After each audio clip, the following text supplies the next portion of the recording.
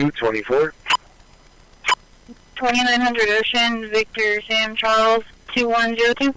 Charlie 190. 900 Ocean 24.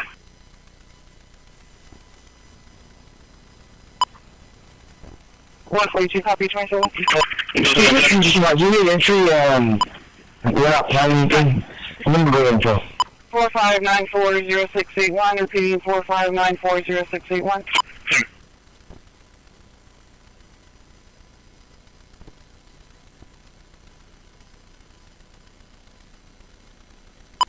$150.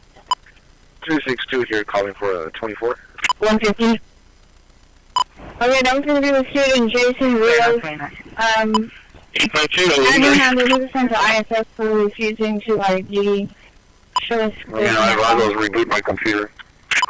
I have work order 8400. Oh, this is 058. 23 last voice 2092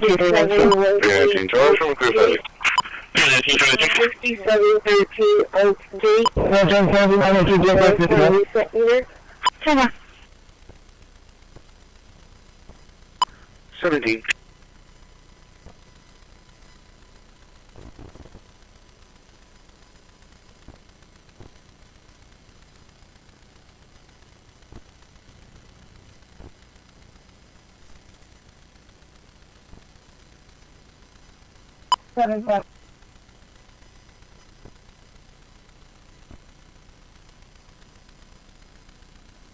One zero seven traffic.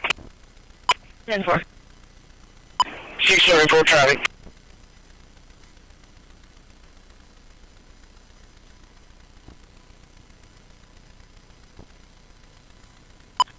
John King 1617.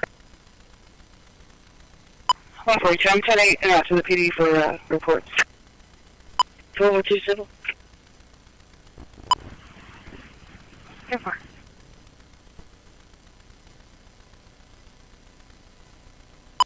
On first week, 10-4. 117. Show me a route to Fannin. 4923 traffic. Okay, sir. 6000 Ocean, Nora John Henry 8916.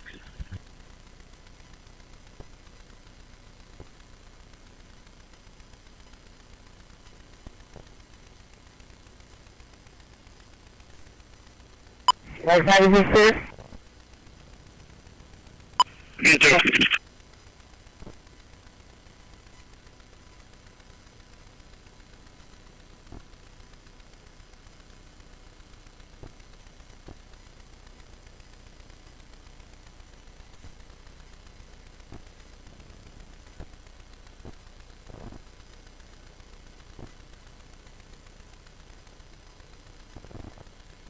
Airport 62, void dates 2 and 3. Void dates 2 and 3, 1133.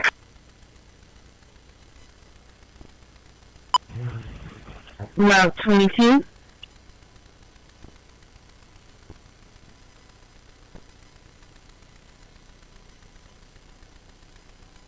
Location.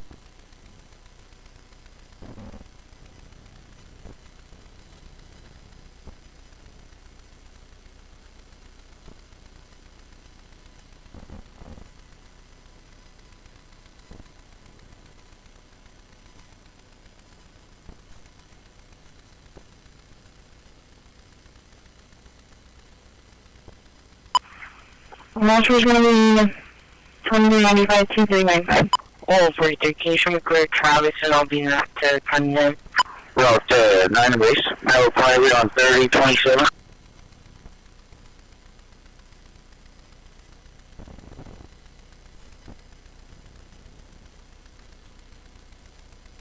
Hold on, 2150, 2190, check for all the belongs to 2145 Weber.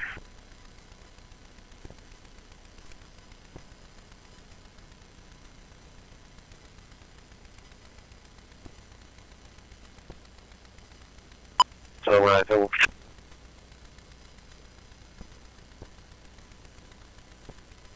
Oh, please, correction, go ahead and show me around to SSC to pick up a document, and then I'll be backing off to condemn.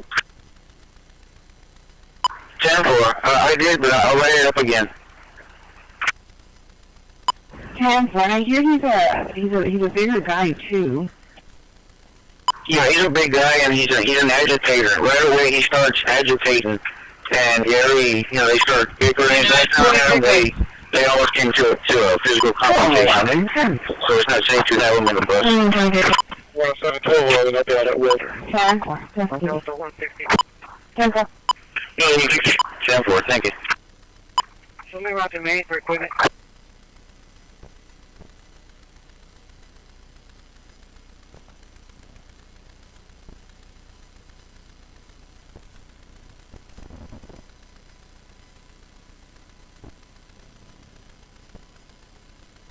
Dispatch 915. Show 15 back in quarters and in service. Show 15 back in quarters. Come on, Deacon. You're traveling in control.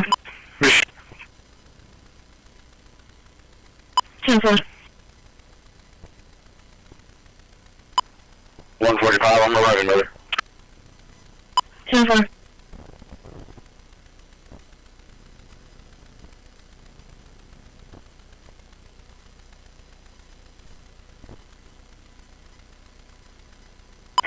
Commercial.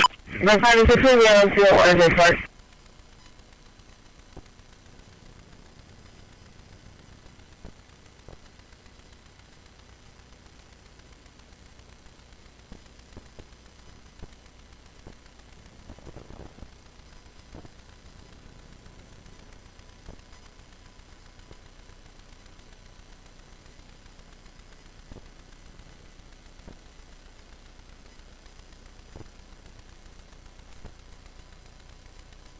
Molina, out of Kiesel, negative 29, insurance showing confirmed.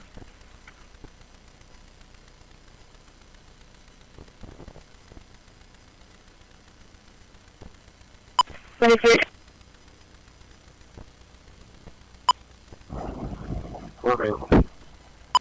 Okay. 77 southbound, Plain. Victor Sam William. This is going to be Anthony. Yeah, white. Okay. I'm on my way to the location. You got the 172. Show me that to CDC. 615 over 10-4. We responded to it in the parking lot after breaking some stuff inside.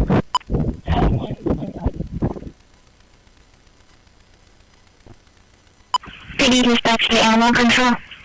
628 came back. Expiration July of 2025. 2018 Ram pickup. White and color. 105 out here, Baker.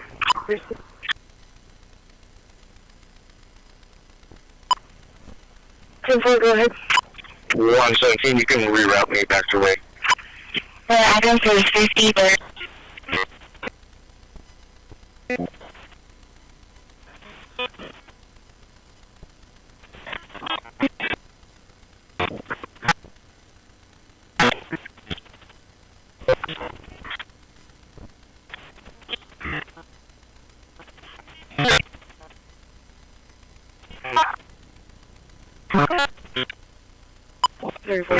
Need assistance?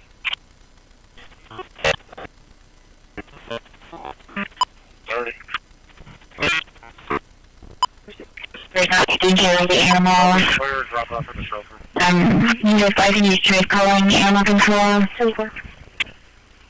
And that's all the information that he gave. No description on the animals.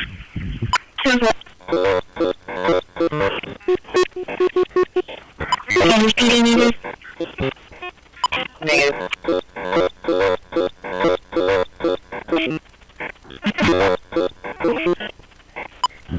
One christi.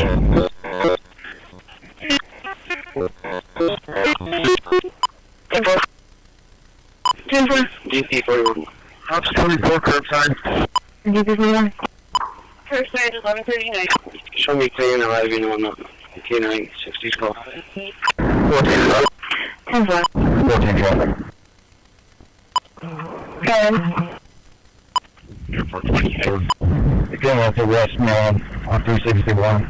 Tom, Sam, George. 10-4, 1139, one customer. 26, I got one under arrest. So then we're out of here. Windows 10-4. 10-4.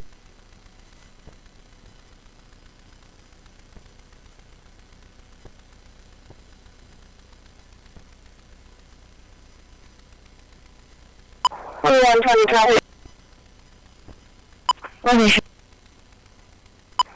Stable, hello over. San John King, 0148, and Route 1 and 2 natural grocers.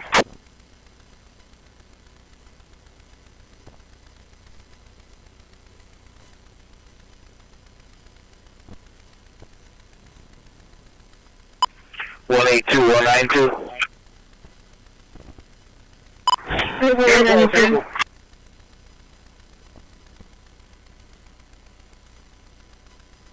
John, no, you can do it. 10-4, give me Joe, 6-4. Confirm 21, 2 clear. Therefore. 392, Charlie, signal 4.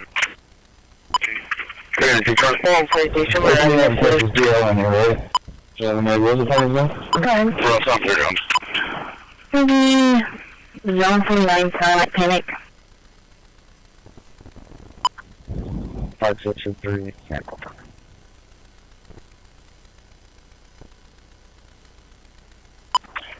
Ten four. You need to call different shots right in the area of 926 by Bartholomew, 926 by Bartholomew. Maybe one shot heard. Under 19 probably sounded loud, like a big thing. Call sign Patrol 4, 1130. Circle 295 for intent to contact 2114 Harvard, 2114 Harvard. The equipment then.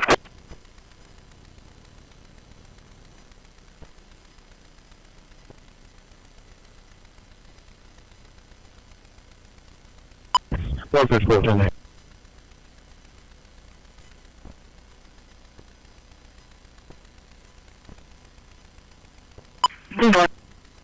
You go right there. Yeah, it's 30 Charlie 17. 145, I'm clear for Miller, 55 Flint Parkway. 14. Insurance 25, 27th clan eligible. Copy, I'll clear the warning.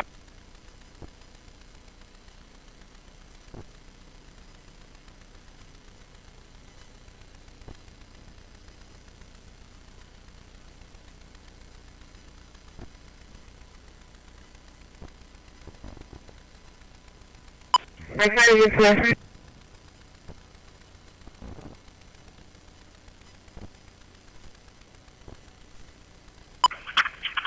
Wait, see that? Thank you, 10-4,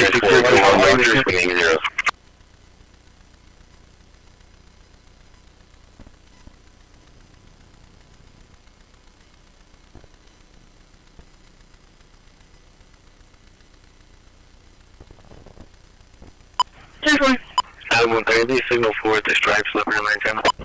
7-1 to dispatch. Radio check. Loud and clear. Stripe Slipper and antenna, 4. Adam 111, shipment 130. 12-10 traffic. 7-5-2-7-7. 12-5. 400 block of East 4th with Texas Sam Victor Sam 4434. Sam Victor Sam 4434. Yes, sir. If it's safe to do so, then everyone say I'm open. Anyone? That's it. Let me verify it again and I'll open it. Yeah, I went there earlier and I told him we talked about the man stripes, but he said if it's safe to go through there, to go ahead and open it up. Calling me 797 for a call 63 Harassment, 63 Harassment, and Texas Union Military Corpus Christi, ASU, 1117. We got that, 142. 10-4.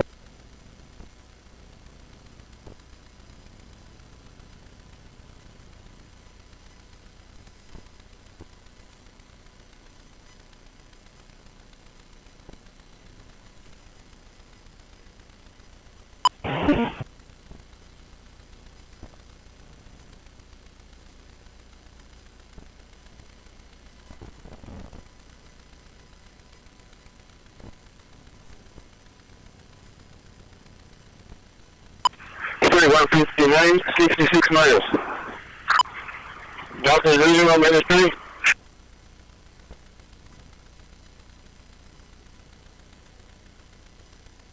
Doctor, go ahead.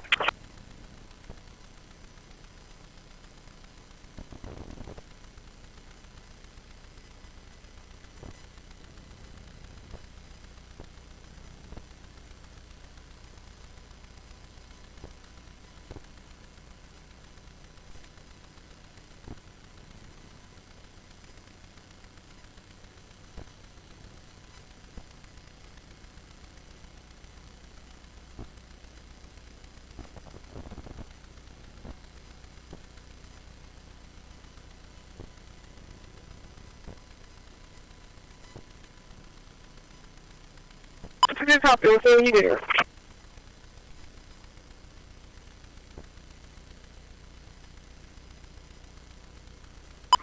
Well, I'm trying to bar in the middle way too. Okay. Two. 22.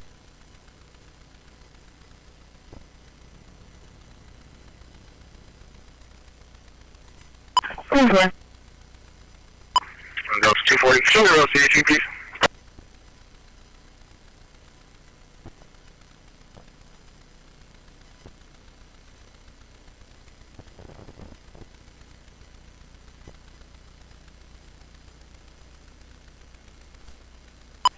Okay. Yeah, I'll be clear my part and I'll try to back up the bar call. Okay. 123.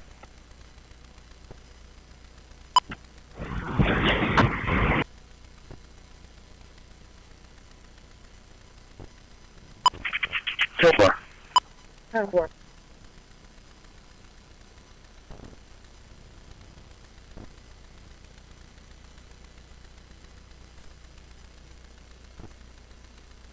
Can you give me 923 to apartment, please? 621. 123. 241, being Mrs. County, available at public service.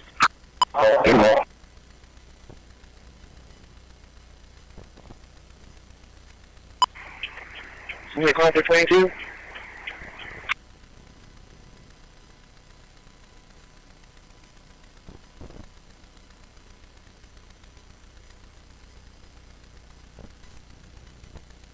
Time for it.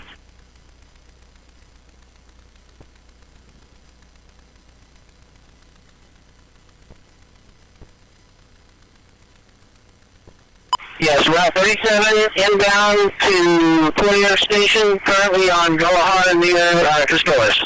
Hello, Glasgow. Vehicle. After long. Alright. Have a good evening. And then we still have time to go get it, right? 717 individual. Okay, 10-4. Park 10. Full park for Heritage Park. Yeah, 10-4 to Moss. If you have that time, go ahead and play it up. 15, 2190. Can I show one off of this nuisance just for 4218 Castores? Hey, Patty, I'm going to have to get a review off route. I'm about to start at 25 heading towards Walmart and reel it. When they do it. Can you transit to the location of your requesting contact communication? People lost and left stranded in the road so pick up, calling the trailer. Gonna be lost and left please. What's going on? Why do you need to be released from route? 4160. I gotta take my son to therapy. I thought my mother was going to take him. Stephen Berry. Tom David X-ray 4925. Okay, that's cool. It might take you a little bit. I'll do the best I can, though, okay?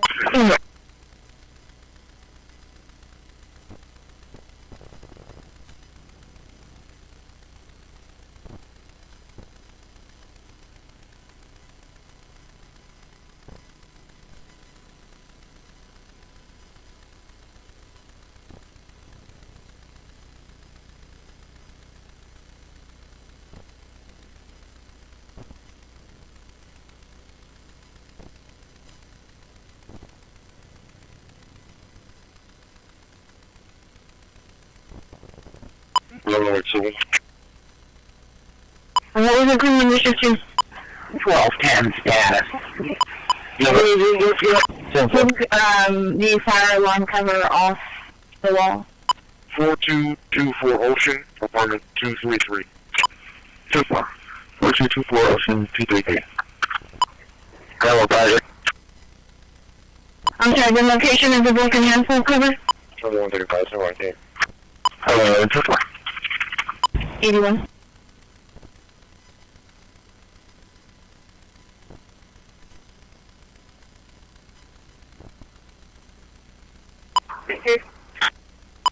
Number 42, sir.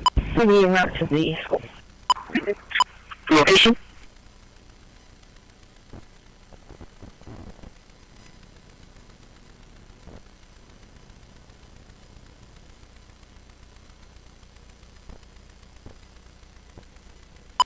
1210, 10-4.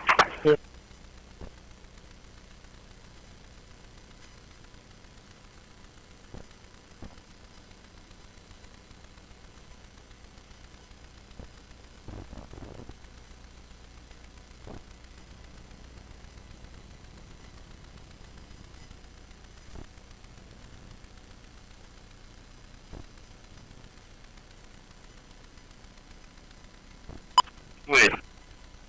In contact with Johnny Heath, 303-591 8682. 303-591 8682. Over to clear. I can't find anything like that. I'm being quiet. 1150.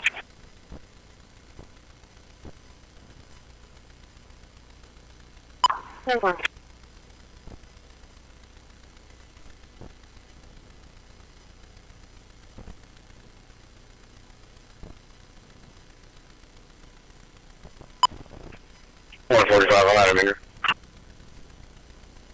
245 meters. And well, it looks like the RP was requesting contact. Did you want me to back on the call? Yeah, I'm listening right now, okay? I'm sorry, I just took off on here tonight. That is, going over. You want me to go info? I'm 10-4. I'll put you back on the call. Okay, just, I guess I'll have to meet you at 1225.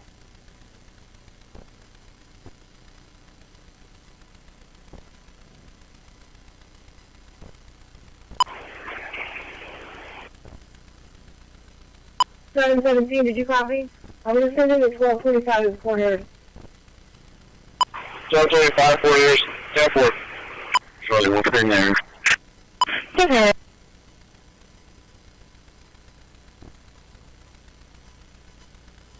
Okay.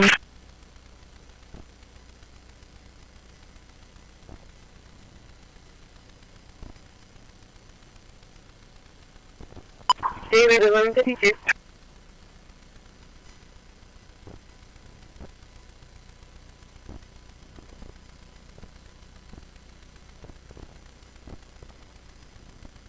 River Saratoga, Mary John Paul, 7810. I'll be sure to make on call for the 1024. 26, what time did I call out the Little Whiskey? Try one. Mary John Paul.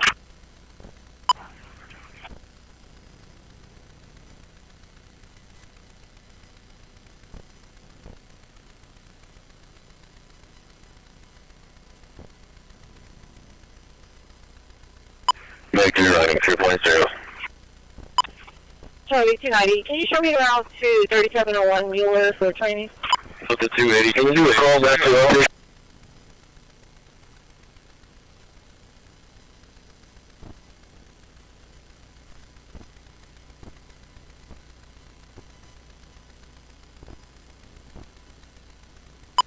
I'm 10-4. It does look like the RP is running this week with PD. Did you show me the close it? 416 pound civil. Did you say 262? 745 NPID. 745 NPID. 24.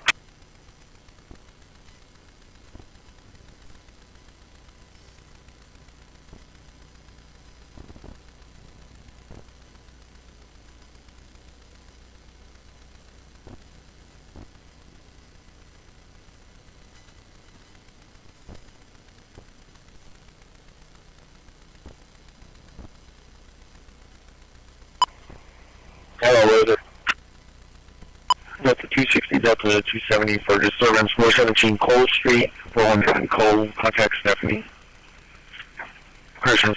RP's gonna be Stephanie, it's declining contact. 161. 161, put me on investigation now, advice. 271. Grace, can you open the gate? Okay. I think I just can hear a few folks crying, screaming, don't touch me. Should we go SSU and I'll do that? Male and female. No, one to white passenger car, Normary Tom, 2872, by Bell, where the baseball cat. Second. 10-4, no, female pistol and 55 DC 54 005. I'm going, bro. He's on the machine right now. 8424. Okay, let's go. I didn't have to pull out and then push something in there, so I was going to tell him I was pulling out. Who is that? 10-4, sir. 203. 203. I'm clear from all duty. 10-4.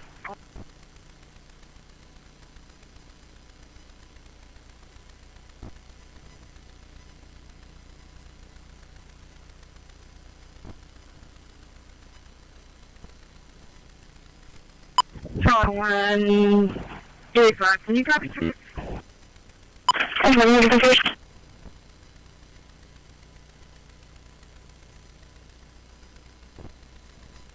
We'll do our next time, 654, 10-4, ready to make?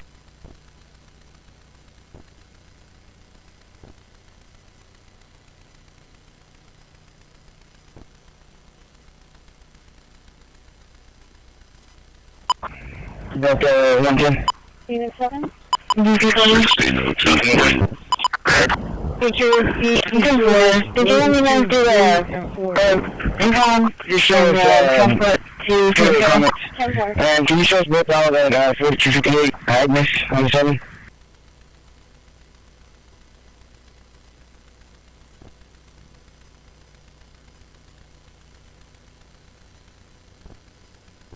Unit 6. Unit 6 is going everything young, 613 10-4. 3 Hall 3057.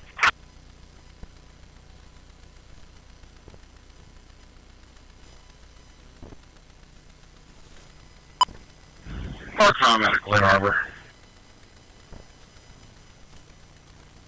1261.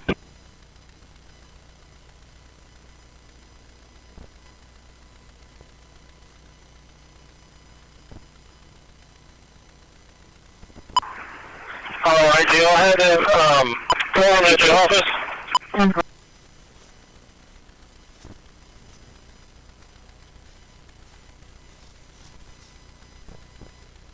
I'm going from the county.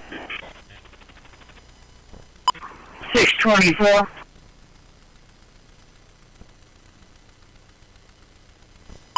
2234. 49, send the truck. Okay. Good. Can I get you in route to Fun Time? RV 400 West Avenue C, Unit 8871. It's going to be for a welfare concern that came through on a crisis hotline. It's going to be for a female subject that's intoxicated and threatening to kill her. So there's a firearm inside the vehicle location. Her husband does have the keys to the vehicle.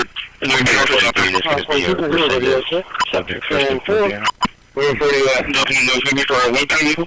And look for city accident 26 north. Shootout with officers happened several blocks away in Little Italy on Kettner and Juniper. We begin with those deadly downtown shootings within the last hour. We've got new information from San Diego police. Here's what we know right now. A man and woman in their 30s were shot and killed in a parking lot around 8:30 this morning. Police say this was not a random attack. The gunman took off and made his way to Little Italy. Officers spotted him and a shootout followed. The suspect was shot and killed. Harbor police officer was shot in the hip. This all unfolded in 2 locations about a mile apart. The first shooting took place at Union between Ash and A Streets. The shootout with officers happened several blocks away in Little Italy on Kettner and Juniper. We have reported following all of the police and LBC is live San Diego Medical Center in Hillcrest where an officer is being treated. We begin now with Shondell. Hello, Monica. The whole block between Kettner and Ivy and Kettner and Juniper is still blocked off. Has been since we got out here at 10 a.m. this morning. The last update that we got was at 2:30 from San Diego Police, and that is when we found out that there were 3 people confirmed dead and 2 that this was not a random attack. The first shooting scene was over at 1300 Union Street downtown around 8:30 this morning. A suspect shot and killed a 39-year-old man and a 31-year-old woman sitting together in a car before leaving the scene. He was 26 years old, and witnesses saw him leave the scene wearing tactical gear and miles on his pants. 45 minutes later, police said they found the suspect in Corpus, which triggered a shootout. Brianna Louthborough manages the Crack Shack restaurant right in front of the shooting scene. She and her coworkers heard multiple shots before immediately locking the doors and dropping to the ground. Yeah, like facing the ground. Because we were scared. We were like, we don't know what's happening. They stayed there for 40 minutes and in that time heard someone knock on the door and try to get in, but they didn't hear anything else and stayed hidden. Police said outside the suspect shot a San Diego Harbor police officer in the hip. The officer shot the suspect as well, and he later died in the hospital. Police believe the officer shot in the hip will recover. Witnesses came outside. Another Crack Shack employee, Arturo Carter, realized his car got caught in the crossfire. He said, "They told me I can't move my car until the investigation is over." He also said the officer asked if he knew what happened. When he said no, he told us the man killed his girlfriend and her brother. Chief Wall says there's no one else involved in this shooting and no public threat. This is Little Italy. We have people walking the streets, coffee shops. Their ability to run things and to courageously engage this individual, I believe, saved lives. Investigators say they've interviewed plenty of witnesses, gotten plenty of witness testimony. They also say that this will be a very slow and meticulous process. They're waiting to notify the persons affected before they identify. Live from Little Italy, ABC 7. Can you show 12-10-42 and I'll be Jeanette Quisano joins us from the first scene where the killed. And that is where police say this all started. Jeanette, what do you know? That's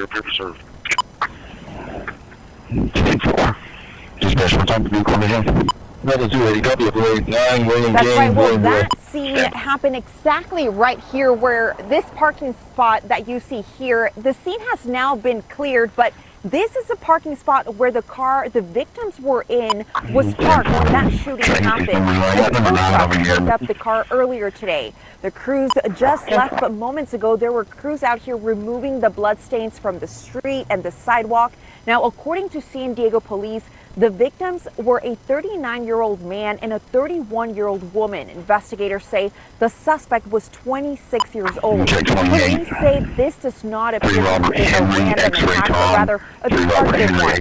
This area was taped off for several hours as investigators tried to piece together what led to the shooting. While we were out here, we talked with a man who was working with work and witnessed He puts his two hands together and then he drops it, which I then later on noticed the magazine, and then he puts a new one into his gun, and then he reaches to the back of his to his back, and then he puts it on the his jeans, and then he keeps on running. San Diego police say just before 8:30 this morning, they received a call about a shooting at Union Street and Ash Street.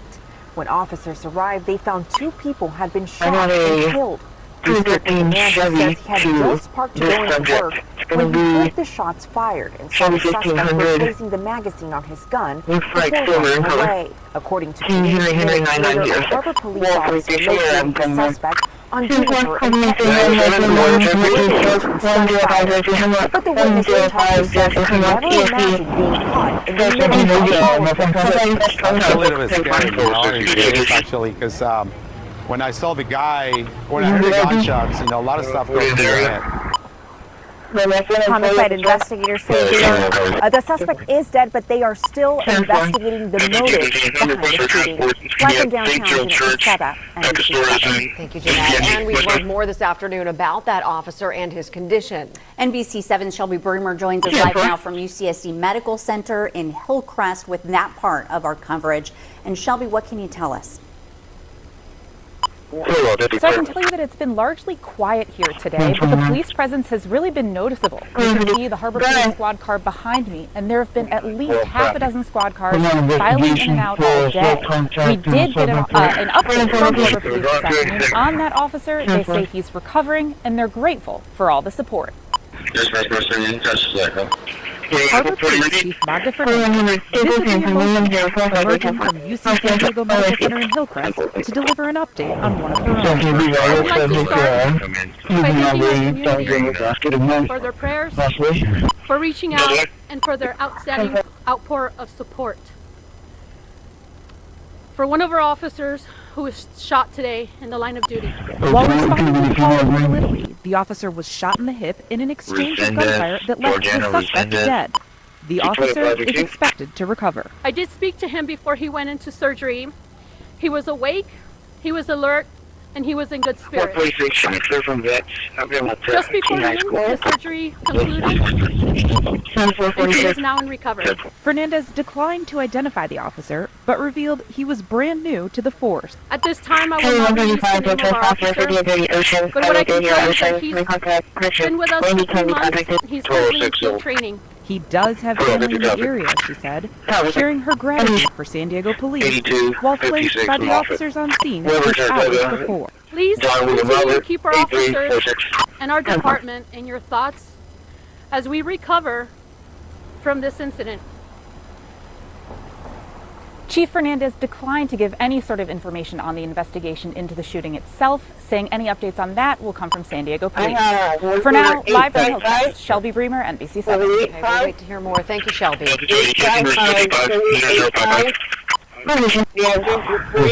husband's here who advised that he was what we're talking about. She's inside drunk and passed out in her own house. We're going to go and just do a record check. Delta 280 just 5 Frank George 7805.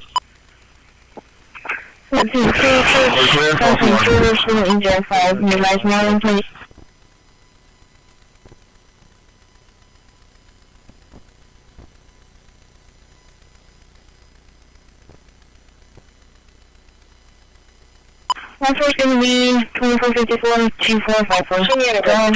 Good one, yeah, with phone. 10-4. 4627. 440. 4611. 4146.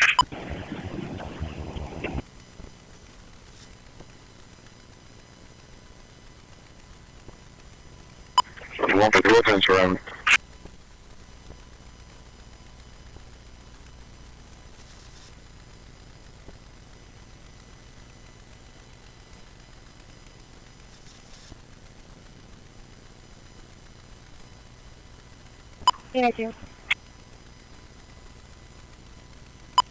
Halfway, Dock 12 Anna Marie with barge MGI 2721. Approximately 9:38. You should be signal for at 4738. FM 624. 6624. Go ahead. 150. Okay. Sam X-ray Tom 3644. Sam X-ray Tom 3644. Right 4 pickup. 10-4. Yes, ma'am. Should we clear? Try on 50 and 10-4.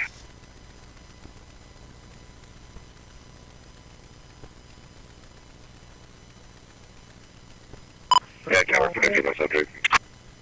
10-4, thank you. 664 April 2025. 2023 Ford pickup, blue in colors, located out of San Antonio. No 29 confirmed. 49 2 clothes are duty and negative. Navy blue shirt, navy blue pants.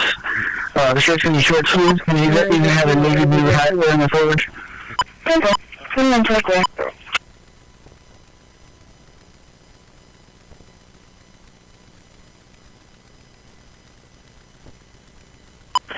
Number 2459.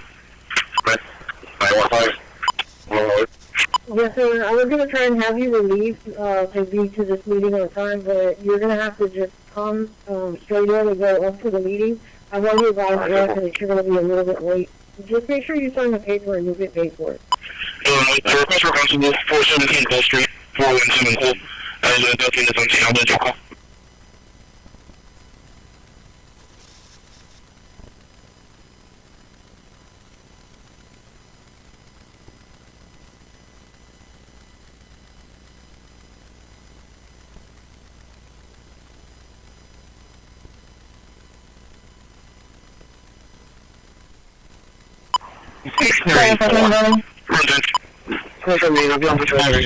Game check. 634. Come on.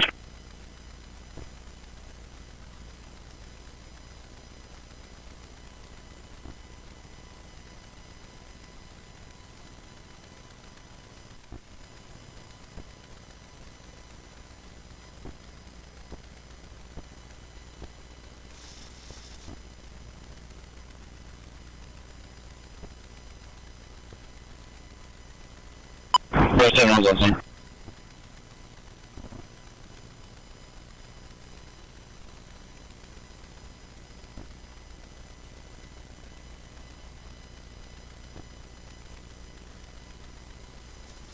Can we get some units here from east if we can? We got to clear traffic out here. It's a mess. I need an EMT with quick clot to the northwest corner of 664.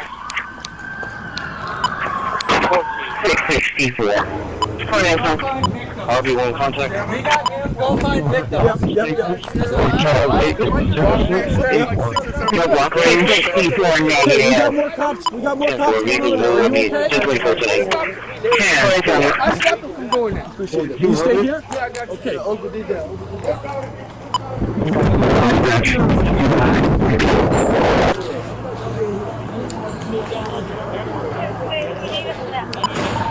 So this that's from the time to answer.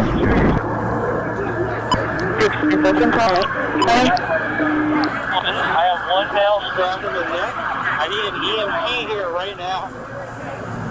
Robert Smith, I'm coming. Where are you How at? you guys doing with him? Chest seal on? To the upper. I'm on the north 26. Big training, go for some jet. 624, you are awful. Try again. 4150, what? 212, I talked to fire. They're coming up. Going to be one to the north of 10 and Jackson for multiple stab wounds, chest seals applied.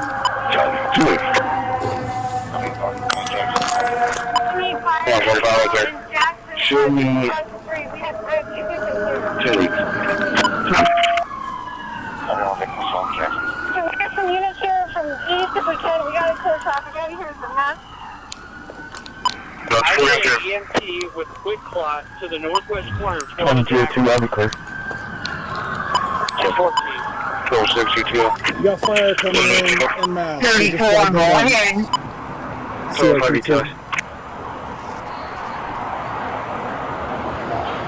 There's a parking lot on the north side of Jackson between 12 and 10 that I chased the suspect through, and it's my understanding he discarded the weapon someplace in here.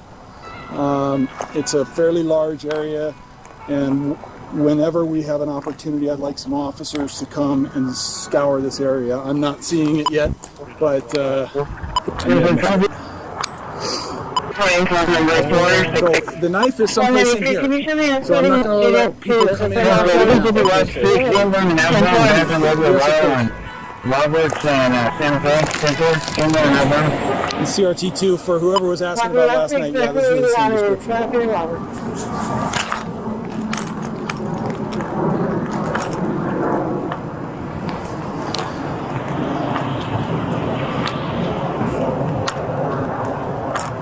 Hey, Riley.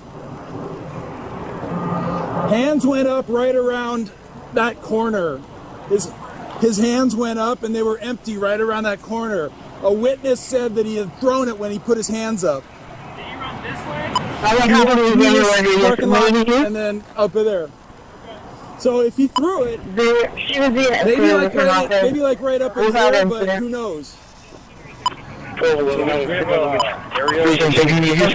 Yeah, so he... 2401B is 1083 yards. Hands went up right around that Cherokee, the Camry maybe. I'm going to see if my body-worn or my in-car caught it.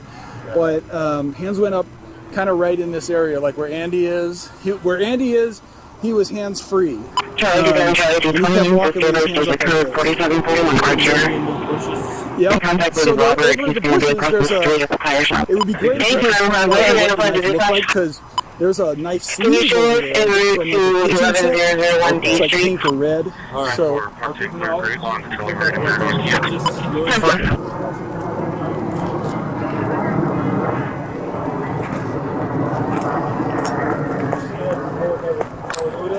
do you see that pink thing in the ground?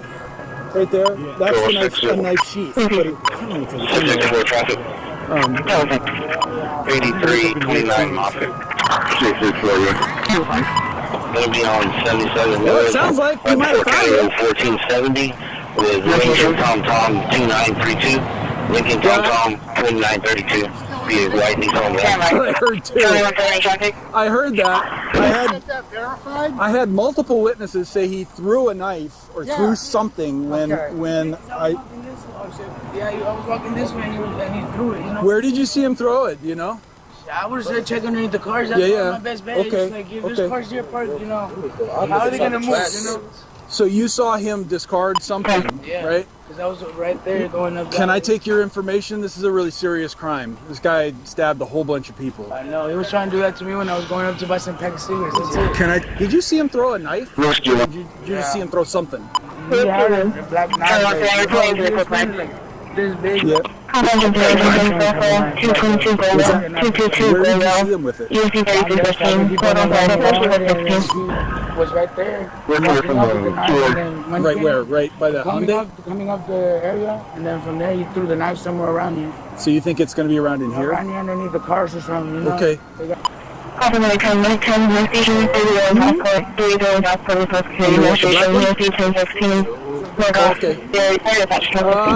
think it's a stick. No, you're right. It's a knife. Dude, you got eagle eyes, brother.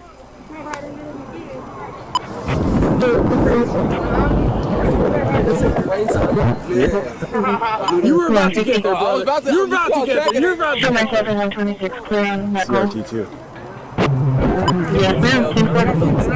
I located 2 knives in the parking lot along the path where I was pursuing the suspect.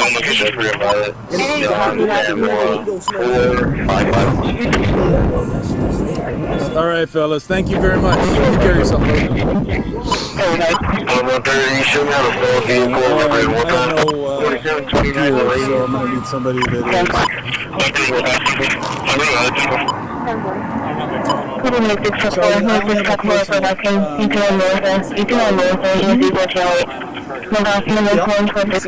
Same.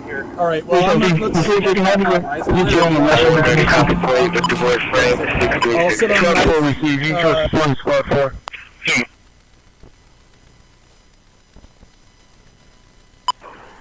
664, go ahead. Record life. 2266 Just before the 40 traffic. Charlie, traffic. 13 over the call up on 4199. Vehicle went into the gate. 4200 Staples, Paul X-Ray Williams, 7016.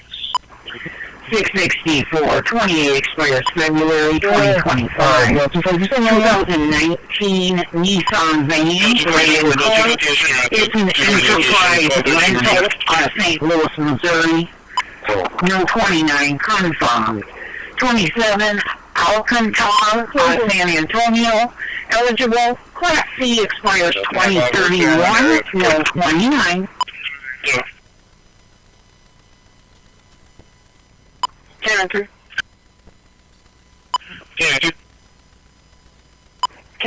you put out at Florida High School? You can add K92 as well. K92 at Florida High School 74. Sure, what's in the info? 225, 23. Info 65. Dispatch 97. Code 1, Bay, 0.0. Delta 2 at the area.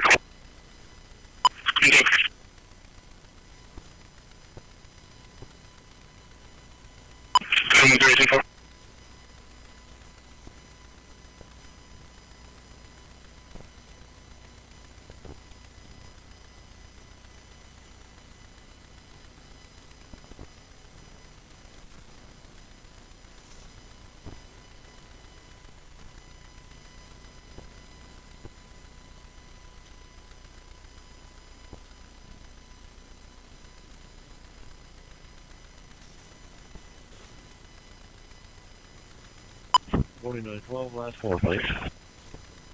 97 Bay Area. Number 248. The suspect accused in a stabbing spree in Seattle's Chinatown International District went before a judge today. That judge set bail high at $2 million. Glad you're with us tonight. I'm Michelle Esteban. We continue to follow the horrific scene that unfolded over 2 days. 5 stabbings happened back-to-back Friday on Corpus and Jackson. The day before that, 5 other people were stabbed. As mentioned, the man accused in at least 5 years attack was in court today. Public friend of ours was there. Karina, I know the community relieved to learn that this is she began her menstrual cycle this morning, and this typically takes place. Where the judge found probable cause on 5 counts of first-degree assault. The suspect is accused of that mass stabbing spree, which left the CID is 109 on 71, heart rate 54, respiratory 14, SCO2 7 100% room air, temp of 95.3, and a finger stick of 163. We do have vascular access. We have administered 4 milligrams of on-dose fluid. We do have the patient entered over and he's covered for 1. We'll be at your facility in 5 to 10 minutes. Suspect could commit a violent crime in the community. Police say robbery was the motive in only one of the stabbings. The other 4 appear to be completely random. The CID community left stunned by a total of 10 stabbings in less than 2 days, and no word yet if the suspect is connected to the other 5 stabbings. It's really scary having someone come up behind you and attack you. And then, you saw this footage where people were just dropping. I mean, people should deserve to feel safe. Court documents revealed the victim sustained stab wounds ranging from the neck, back, and face. 4 of the 5 victims were transported to Harborview. 3 are in serious condition and 1 is satisfactory. During court, prosecutors asked for a high bail, arguing the suspect has a long criminal history. Yes, by 9 felony convictions in the last 2 years. He has approximately 30 convictions. Witnesses say the suspect walked up and stabbed the victims with no provocation or interaction. I see a man stab him, in the back with a big knife. Dispatch from 13. Like broken in his back. Police say they're still investigating if he could be tied to all the stabbings. Those in the CID say the impact of this tragedy is unimaginable. This adds to that trauma, and I think now enough is enough that this community really needs and help to Prosecuting attorney's office expects charges to come next week. The suspect's next court date has been set for November 14th. Live in Seattle, Karina Vargas, coming in. Sorry, 1, if it's not running, can we see if we can get the phone over there?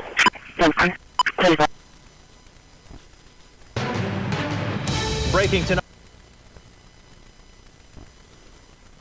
Following a series of seemingly random attacks that culminated with a mass stabbing this afternoon. The stabbings happened over a stretch of 36 hours in Seattle's Chinatown International District, starting early Thursday morning and ending around 2 p.m. today near 12th and Jackson. Video from a traffic camera here in the area captured part of today's attack. You can see a man dressed in black walk up behind one of the victims and stab them in the upper body.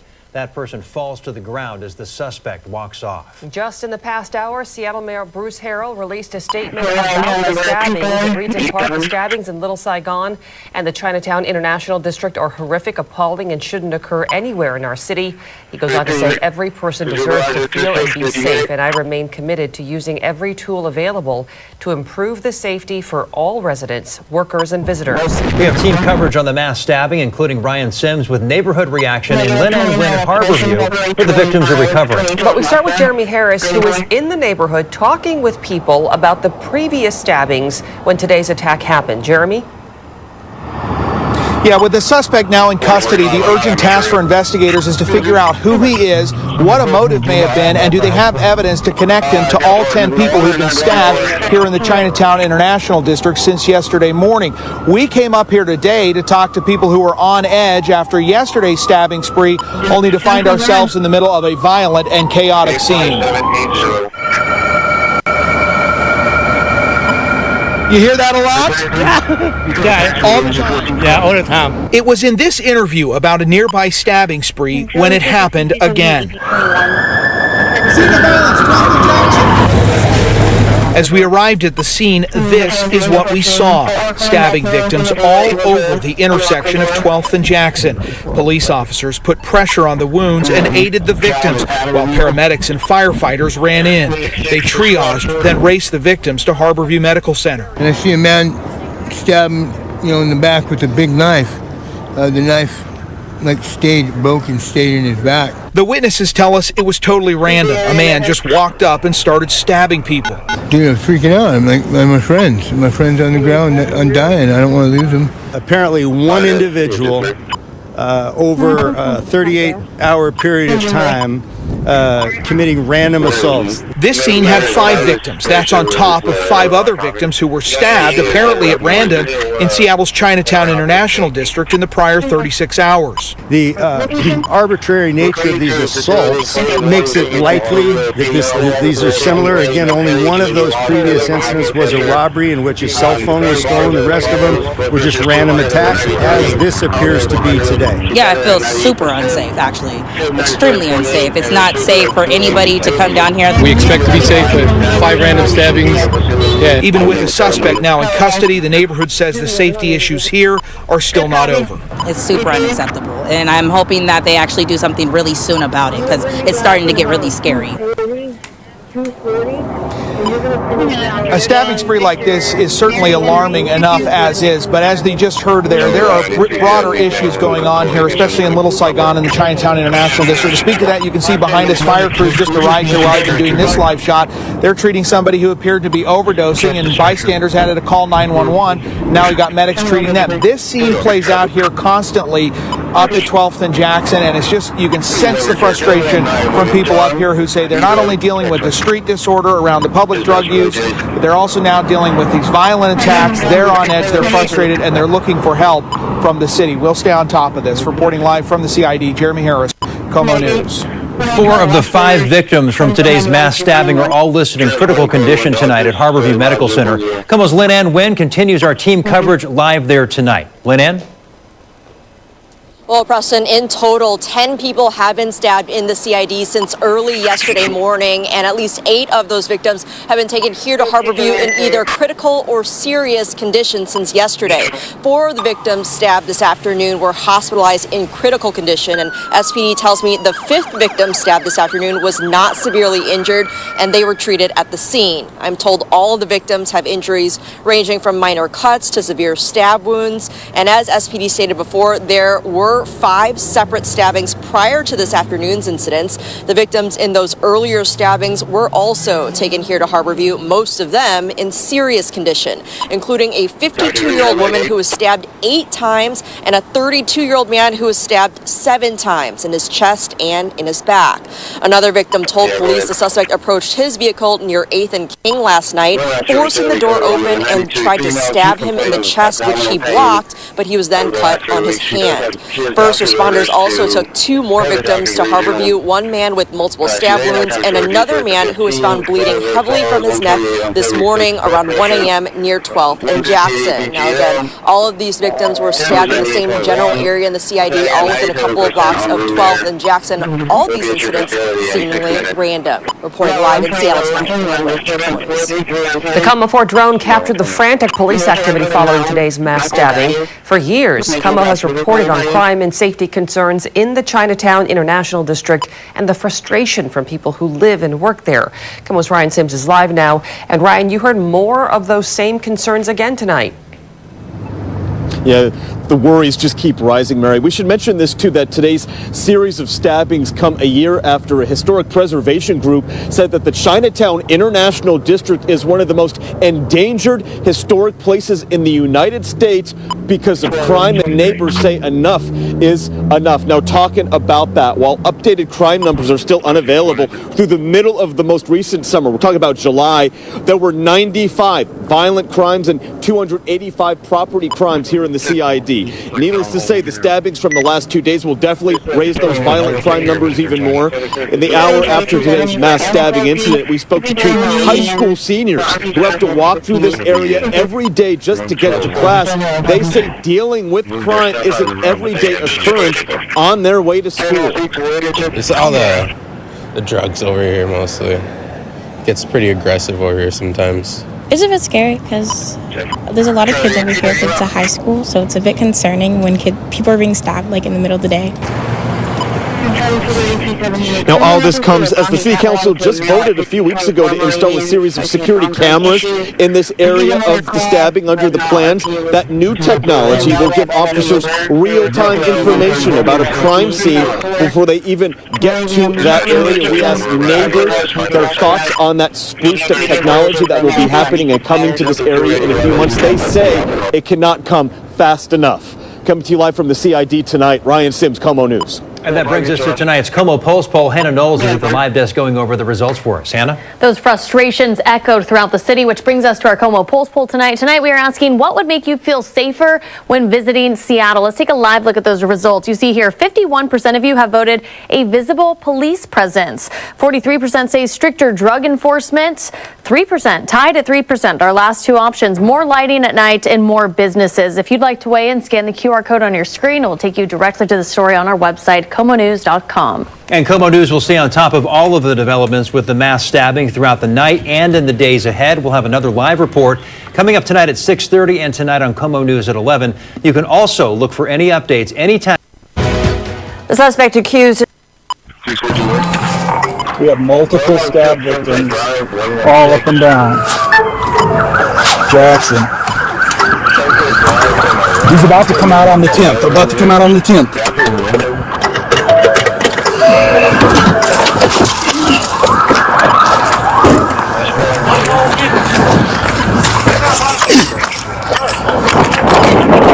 Get on the ground. Stay right there.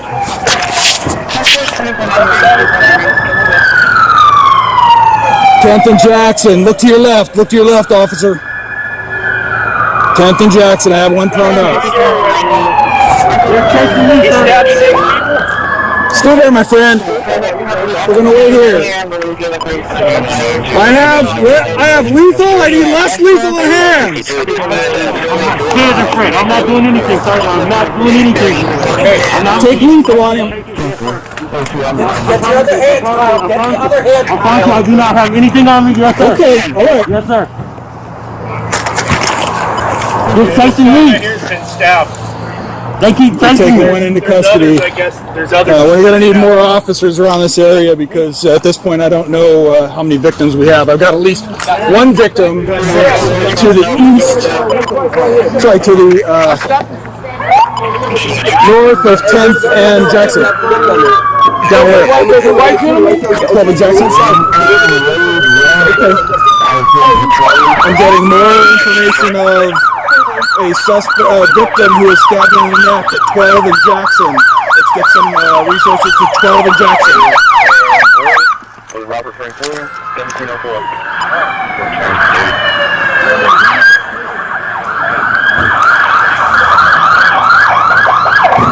Hey, we need to get 12 and Jackson checked for more victims because there was a bunch of people on the ground. Don't find victims. We got him. Go find victims. Yep. There's a lot of people. Like 6 or 7 people just walking. Okay, we got more cops. We got more cops going over there. Are you okay? I stopped you from doing that. Appreciate it. Will you stay here? Okay. Over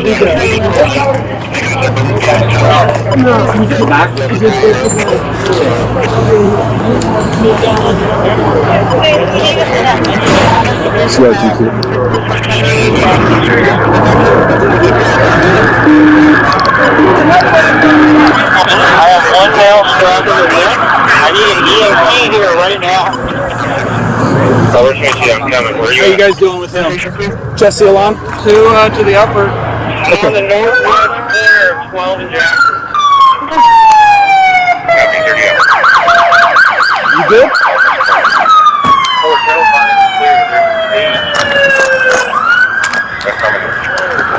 Two 12, I talked to fire. They're coming up. Runway 1 to the north of 10 and Jackson. For multiple stab wounds, chest seals applied. Fire at 12 and Jackson, just across the street. We have 19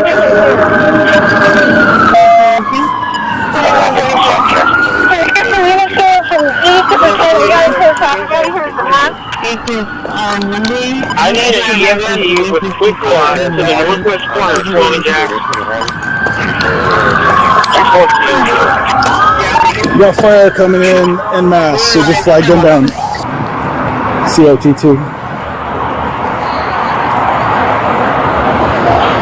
There's a parking lot on the north side of Jackson between 12 and 10 that I chased the suspect through, and it's my understanding he discarded the weapon someplace in here. It's a fairly large area, and whenever we have an opportunity, I'd like some officers to come and scour this area. I'm not seeing it yet, but I may have missed it. So the knife is someplace in here. So I'm not going to let people come in or out right now, okay? Thank you, sir. Thank you. I appreciate it. Yes, of course. And COT2, for whoever was asking about last night, yeah, this is the same description.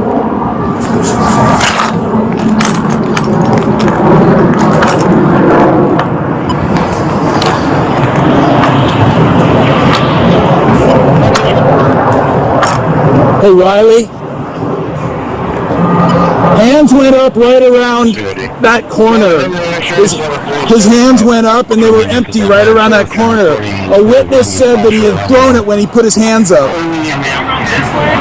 He walked through this parking lot and then up there. So if he threw it, maybe like right up in here, but who knows? So we have an area that we think probably kind of over here. Yeah, so he came through here, hands went up right around that Cherokee, the Camry maybe. I'm gonna see if my body-worn or my in-car caught it, but hands went up kind of right in this area, like where Andy is. Where Andy is, he was hands-free, and he kept walking with his hands up like this. Maybe in the bushes. Yep. So there, over the bushes, there's a. It would be great if we could find out what the knife looked like, because there's a knife sleeve over there from like a kitchen set. Okay. It's like pink or red. Right. So I'll keep an eye out. Check out. Is this yours? Yeah.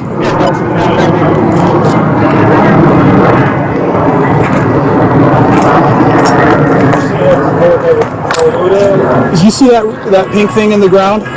Right there? Yeah. That's the a knife sheath, but it kind of looks like it's been there a while. I'll do a look up in here too and say.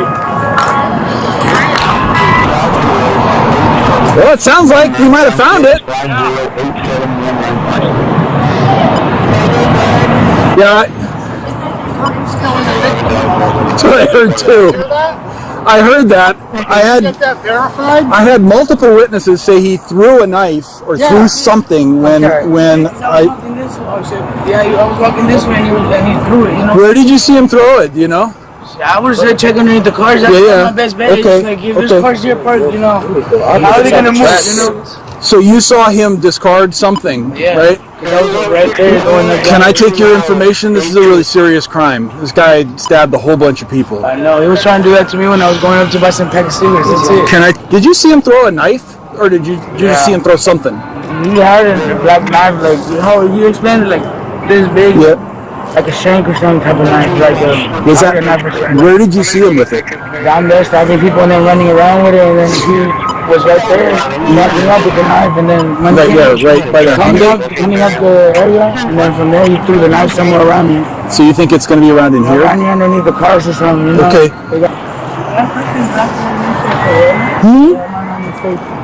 Under what, the black one? Oh, okay. I think it's a stick. No, you're right. It's a knife. Dude, you got eagle eyes, brother.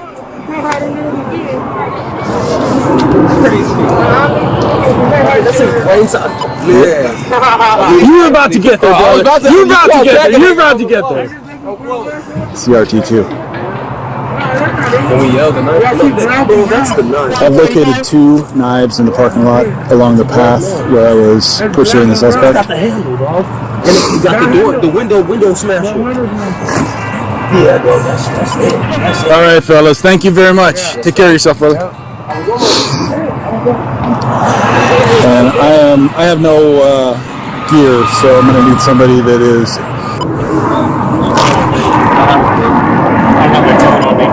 Charlie, I only have my personal. I'm in the same boat.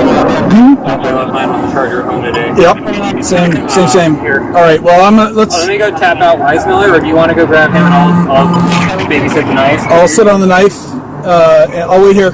You go do what you got to do, and then see if you can get a car over here.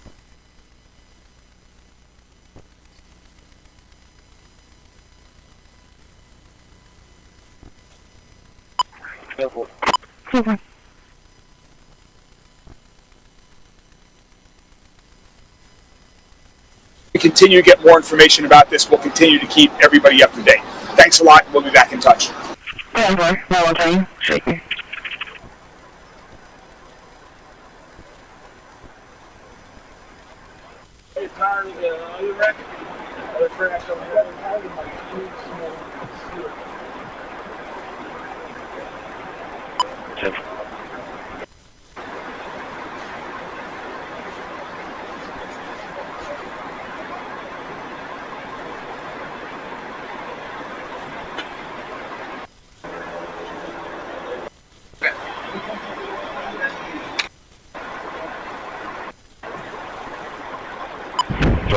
Copy, taking care of King Robert Allen, Florida, Virginia.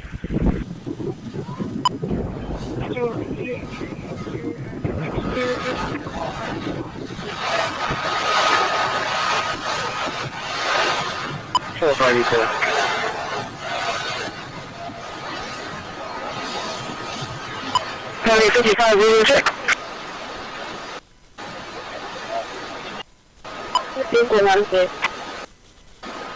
Tango 1928 is 10 from the yard.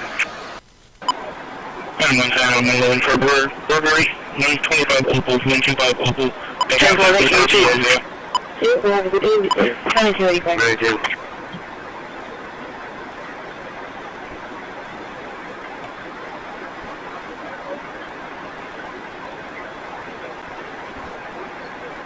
One more later on.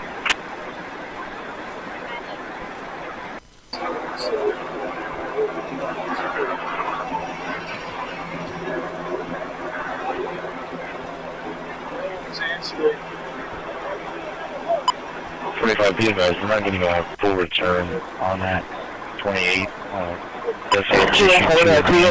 You can go ahead and check the radio check.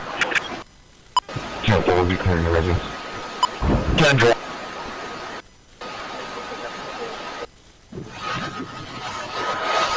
Told so far is just the one worker. What happens to the body in a situation like this? You know, is there enough oxygen going down? One individual who is currently being rescued is going to take a while, but here to give a briefing on what occurred and what's taking place right now is Local Fire Chief Brian O'Neill. So here's what we have so far. We have, there were about 6 workers that were on site working on demolition. One of those workers at about 11:40 fell into a void space, and when they fell, a lot of rubble and debris came down on top of them and they were pinned. Immediately, they ceased operations, called 911. We received the call, it was dispatched, and we had companies on scene within 3 minutes. As soon as we got on scene, we set up, we realized what we're dealing with is what we would call confined space rescue or trench rescue. A little bit different than structural collapse because nothing fell. This is something that a person fell into. We have all the experts that do this on a regular basis train on this type of thing. So they set up, the individual that's in there is talking to us. He is Spanish speaking only, but Captain Ramirez from Rescue 11.7 is bilingual and is speaking to him right now. They have got, this is a very, very slow process. So you need to understand this might take another hour or 3 to gradually, because every time you shift anything, that can cause other things to happen within all that debris pile that they're moving to get to this person. Louisville EMS is on site working with us as well. They are going to provide a paramedic. Once we clear enough debris around his chest and arms so that we can start providing medical care, oxygen, intravenous fluids if we need, that'll happen. So we will we'll put a harness on that medic and get them to him as soon as there's enough space to do so. We have multiple firefighters, about 5 different companies that are on scene. Reason being, if you're thinking it's well, it's one person, one area, we have to constantly move people in and out to make sure that we've got fresh bodies, fresh hands working on this incident. Again, let's see, make sure I get on my notes here. I think that's it. If there are any questions, yeah, this is a contractor. These aren't city employees. This is a contractor. As I mentioned, there were about 6 workers that were working on site. But again, they ceased operations as soon as this happened, called us immediately. We got here in about 3 minutes. Does he indicate that he's hurt? Is he okay? So we do not know the extent of the injuries, but again, we are at least able to communicate a little bit with him. But he has been, it is a precarious situation. How far down? So from where he was, he went down about maybe 10, 12 feet. But we're to him right now. We're clearing things around him, talking to him. But again, this is a very, very slow process. You mentioned making sure there were lots of people on standby. Is that just to keep everybody fresh, like you said, or how is that part of the rescue? So it's several things. One, it's to keep people fresh, but also it is a very slow and tedious process. You have to shore up the area and then very slowly move down, clear things, shore up to make sure no additional debris falls onto that person. So that if you think like a lever, if you think like a lever, you tip one side, but then something happens on the other side. You just have to be very cautious about slowly moving the person down. What's going on with the mast? What is that holding up right now? With our ladder? Yes. Our ladder, yeah, that's holding up some of the shoring. Yeah, do you know for sure there was only one person? One person. That's what we've been told so far, is just one worker. What happens to the body in a situation like this? You know, is there enough oxygen going down? He is breathing. He is talking to us. A lot of that depends on the way they fall, what falls. There's no one way that things like this happen. Like, it's the debris that you're inhaling as well, right? Right, and it's also pinning the person. So yeah, it's extremely dangerous. Are we confident we're going to be able to pull this man out alive? I can't say that with 100% assurity, but we're doing everything we can. We've got very highly skilled people working on it. What time was this initially reported? It happened at 11:40, called in at 11:41, dispatched 11:42, we were on scene 11:45. This has been a very busy couple of days. We just saw the how is the crews, the fire crews working through all of this? This is what they were hired to do. This is what they trained to do. They're ready 24/7, and nobody wants it to happen, but if it does, they're prepared.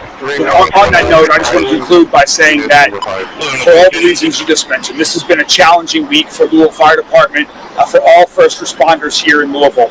Yet another example of the heroism of all of them. And a giant thanks on behalf of the entire city of Louisville to every first responder, all the men and women of Louisville Fire Department, and all the first responders. As we continue to get more information about this, we'll continue to keep everybody up to date.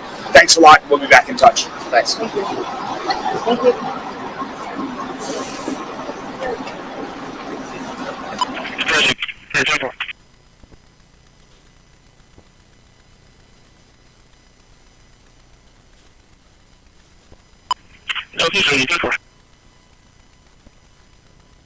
Can you show me Singapore 100 Booking?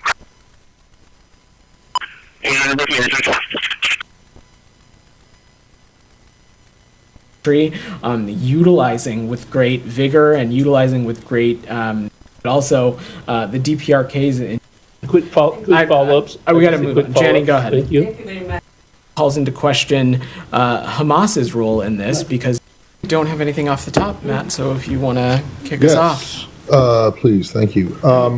Before we get into what I'm sure will be Middle East related things, I just want to check on the state of transition. Has there been any contact between Secretary nominee there has not. We of course congratulate Senator Rubio on this announcement. To date, the incoming administration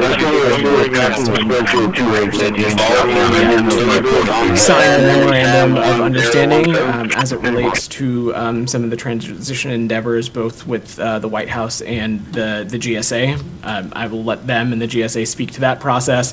And as it relates to the transition between administrations, transition between secretaries, we stand ready to support that process, stand ready to assist. I have no doubt that in the weeks and time ahead, there will be appropriate engagement between the Secretary, Senator Rubio, engagement between the teams, but of course, the first step would be for that MOU to be signed, which... So in other words, that hasn't happened. That's right. Okay. Unless anyone else wants to ask about that, I want to go to...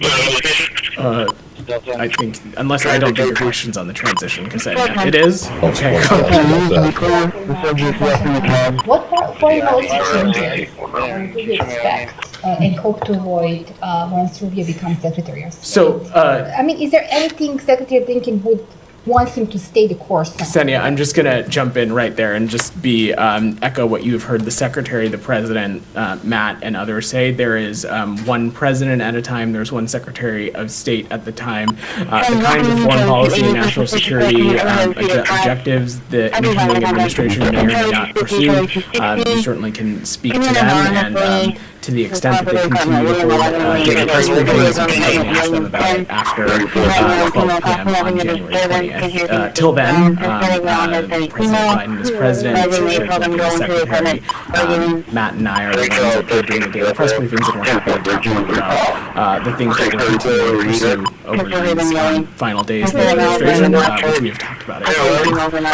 Anything else on the transition? Otherwise, I imagine Matt will go back to Yeah, I just wanted to, so I wanted to ask you about the latest after our exchanges, I guess it was Tuesday, about the AIDS situation and this new UN Commission report that is very harshly critical of Israel. One, since Tuesday, have you seen anything that makes you think that they are now more in compliance with the criteria that were laid out in the letter? And number two, what do you think of this UN? So let me get to the second part of the question first. As it relates to the UN Commission, we've seen some language coming out of that indicative of their effects on other actions. This is their phrasing. Genocide, we would unequivocally disagree with. Again, we think that that kind of phrasing and those kind of accusations are certainly unfounded. As it relates to the humanitarian situation, I laid out on Tuesday some of the steps that we have seen taken, and expect some additional steps to take place as well. Over the course of this week, particularly, we anticipate that the IDF and COGAT may make some adjustments to the list of items, the dual-use items that would be allowed to be categorized within humanitarian aid. Certainly, progress in that space would build on the many things that I outlined the other day on Tuesday. And all in all, what we want to see is all of these things in their totality continue to contribute to an improvement in the humanitarian circumstances on the ground. But they haven't done that yet. That we expect a decision to be made on that sometime this week. And there's still been no meeting of this civilian harm reduction. That is my understanding. But again, these items were October 31st, even before the last the deadline on Tuesday. Certainly, our hope and our expectation is such an engagement happens as soon as possible. But ultimately, Matt, look, we talked a little bit about this the other day. we want to make sure that these kinds of efforts are sustained over an extended period of time. You and I and many others have had a fairly extensive back and forth on Tuesday about the contents of the original letter that Secretaries Blinken and Austin sent in October, but also the results that we're seeing on the ground. Obviously, colleagues in the humanitarian space had some perspectives and points of view on this as well. And I say all this to say that at the end of the day, we welcome criticism of the United States record. Certainly, we even welcome criticism of Israel's record when it's warranted. But certainly, it ultimately, at the end of the day, needs to be grounded in facts. And the facts are is that on many of the items that were outlined in this letter that was sent by the secretaries, we have seen progress and steps in the appropriate direction. What we need to see now is these kinds of events sustained over a significant period of time, and our hope is that through the significant progress steps that we've seen, that the operational space has been created to see an additional inflow of trucks, see an additional inflow of humanitarian aid, that all in all, contributing will hopefully help address the dire humanitarian crisis in Gaza. All right. Well, yeah, I mean, you keep using the word hope and the words hope and expectation. You know, it's just, at this point, it kind of sounds like, you know, thoughts and prayers being offered for victims of tragedies. Which are you saying that all accusations against Israel are unfounded? No, what I'm saying is the accusation of genocide, specifically in that UN commission, those accusations are unfounded. Also, the point that I was making about criticism of Israel needing to be grounded in facts, our one point is that some of the metrics that were outlined by some of these humanitarian groups in their scorecard release the other day are inconsistent with what we're seeing on the ground. And just some examples of that. That scorecard said that humanitarian aid had been cut off in the north. That is not accurate. Not accurate from our reporting and not accurate from our engagements with people in the region. Food and supplies had been delivered to Gaza City for weeks now, and last week we've also saw some progress in Jabalia and some of the surrounding areas. That scorecard had said that the Musawi humanitarian zone had not been expanded. Also, we've seen the humanitarian zone in Musawi expanded. So there are just some simple things like this that we think are inconsistent with the facts on the ground. That does not mean to say that the humanitarian situation in Gaza is perfect. It's not, as I said on Tuesday. But any criticism of the United States or Israel and our humanitarian undertaking absolutely needs to be grounded in the truth on the ground. And some of those metrics are inconsistent with what our colleagues and those who have been engaged on this deeply are seeing directly. Well, I'm kind of surprised you want to get into metrics that are contained in the NGO report, since you absolutely refuse to get into your own metrics when you were asked about it numerous times on Tuesdays. So, we certainly were. There was no resistance to get into some of these metrics. Let's get into the most basic metric, which was the number of trucks of aid going in every day. You said 350 was the bare minimum. What is it? That certainly was the metric that was outlined in the letter. And as I said on Tuesday, the metric that we had as it related to between November 1st and November 9th, let me just pull up my notes. And I unfortunately don't have a more updated figure for you at this time, but the metric that we had seen between November 1st and November 9th was 404 trucks. Again, I don't say this to say that we are satisfied with that number. We certainly are not. And some of the changes that I outlined on Tuesday, the opening of new gates, the waiving of the customs requirement through the Jordanian corridor, some other measures, the hope is that the government of Israel, the UN, and other regional partners can utilize those changes to see an influx of trucks go in. That is what the United States certainly expects, and it's what we're going to continue to push for as well.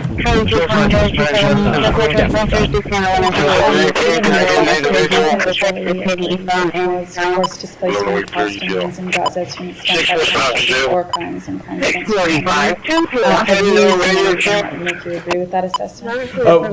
We have not. Certainly forced displacement is something that continues to be inconsistent with the principles that Secretary Blinken laid out in Tokyo. And again, I will let our partners in the IDF speak to the specific military tactics and operations, but it is wholly consistent and acceptable to ask civilians to evacuate a certain area while they are conducting some military operations, and then for them to be able to go. We have not seen any kind of specific forced displacement, but as you've heard us say consistently, this is something that we're going to pay incredibly close attention to, and if we see actions that are not just inconsistent with that, but inconsistent with what is expected of our partners and expected of how we enforce U.S. law, we'll take appropriate action as well. So you don't agree that there's been forced displacement to the extent that constitutes war crimes?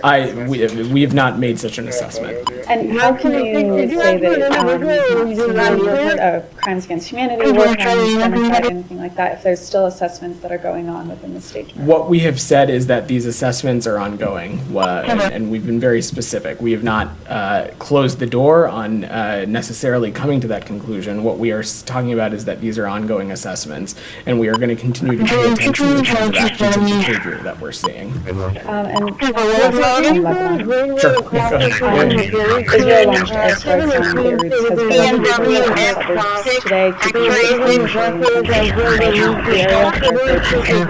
Lebanon's health ministry said Israeli attacks killed 21 yesterday. Do you have any concerns about these airstrikes? Does this hinder ceasefire efforts? We certainly would have concerns. Look, you've heard us say time and time again that we do not want to see these kinds of consistent operations in Beirut, especially as it relates to densely populated areas. This is something that we're going to continue to stress with our partners in Israel. Ultimately here, Daphne, why we have been pressing so aggressively for a diplomatic resolution is because we want to see the conditions created that allow for civilians on both sides of the blue line to be able to return home. And we also want to see UN Security Council 1701 effectively implemented, which would require Hezbollah to disarm and withdraw to north of the Litani River. Certainly, we have not seen that. Just on that, a senior Lebanese official signaled that Hezbollah is ready to pull forces away from the Lebanon-Israel border and end the ceasefire while rejecting Israel's demand for freedom to act against Hezbollah in Lebanon in the future. I'm certainly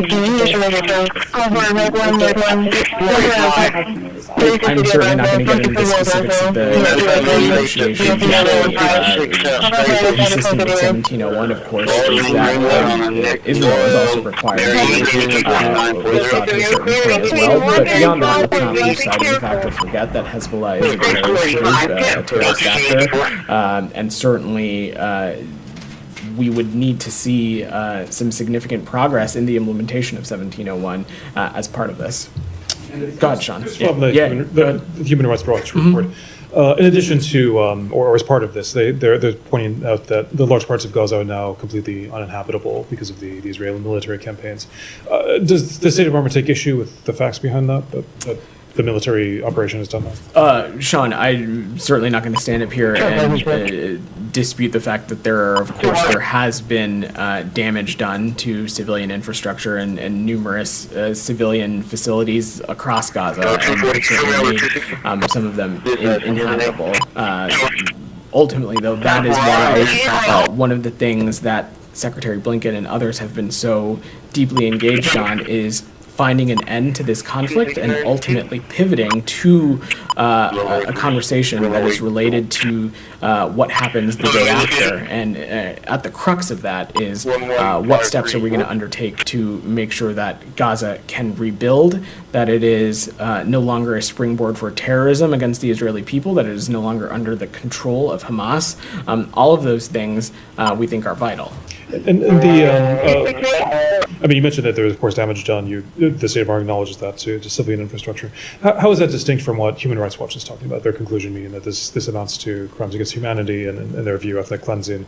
Why do you dispute that? So, I'm not going to get into the specifics of this of the report specifically. I haven't had the chance to read it in detail. Simply asking Daphne's question if we agree with the conclusions that we've seen some kind of forced displacement enforcement, which we have not. That being said, that certainly would be a red line for the Secretary and certainly be a red line for us, which is something that we laid out pretty clearly in Tokyo almost a year ago. And those principles that the Secretary laid out in that speech continue to be the pillar of how we view the ongoing conflict, but ultimately what we want to see, what we want the building blocks of the day after to look like. Yeah, go ahead, Said. Unless you had anything else, Sean. We'll come back to you. Go ahead, Said.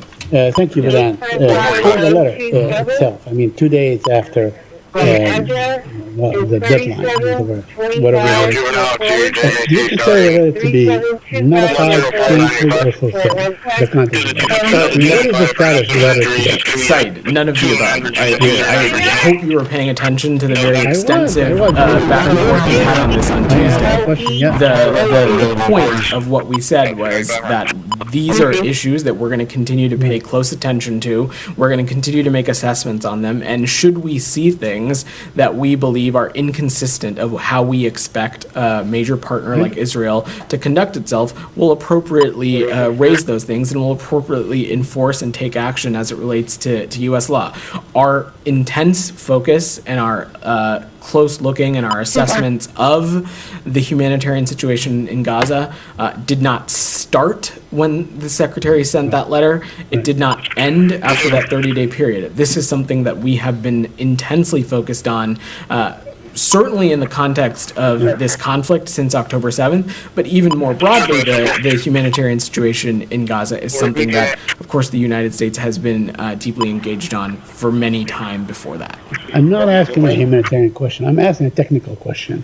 The letter had a timing. It had very specific things. That part of it, is that nullified? Is that over? Is that canceled? Is that shelved? What is it? The 30-day period, is it extended? Said, the letter was designed to inject a strong sense of urgency and produce action, and we believe it has done that. We are now going to continue to remain engaged on this, and if we see actions that we think are detracting from these steps of progress, if we see actions that are inconsistent with the kinds of things that we want to see, we of course will appropriately make the relevant assessments that we need to make within U.S. law. The letter is not void, it is not null, it is not canceled. The letter it is one piece in the puzzle as it relates to how we are approaching the issue relating to the humanitarian situation in Gaza. Just one last on the issue of the letter, but the part that expired on the 12th of this month, is that over? What part are you talking about, Said? It had a definite time limit. There was.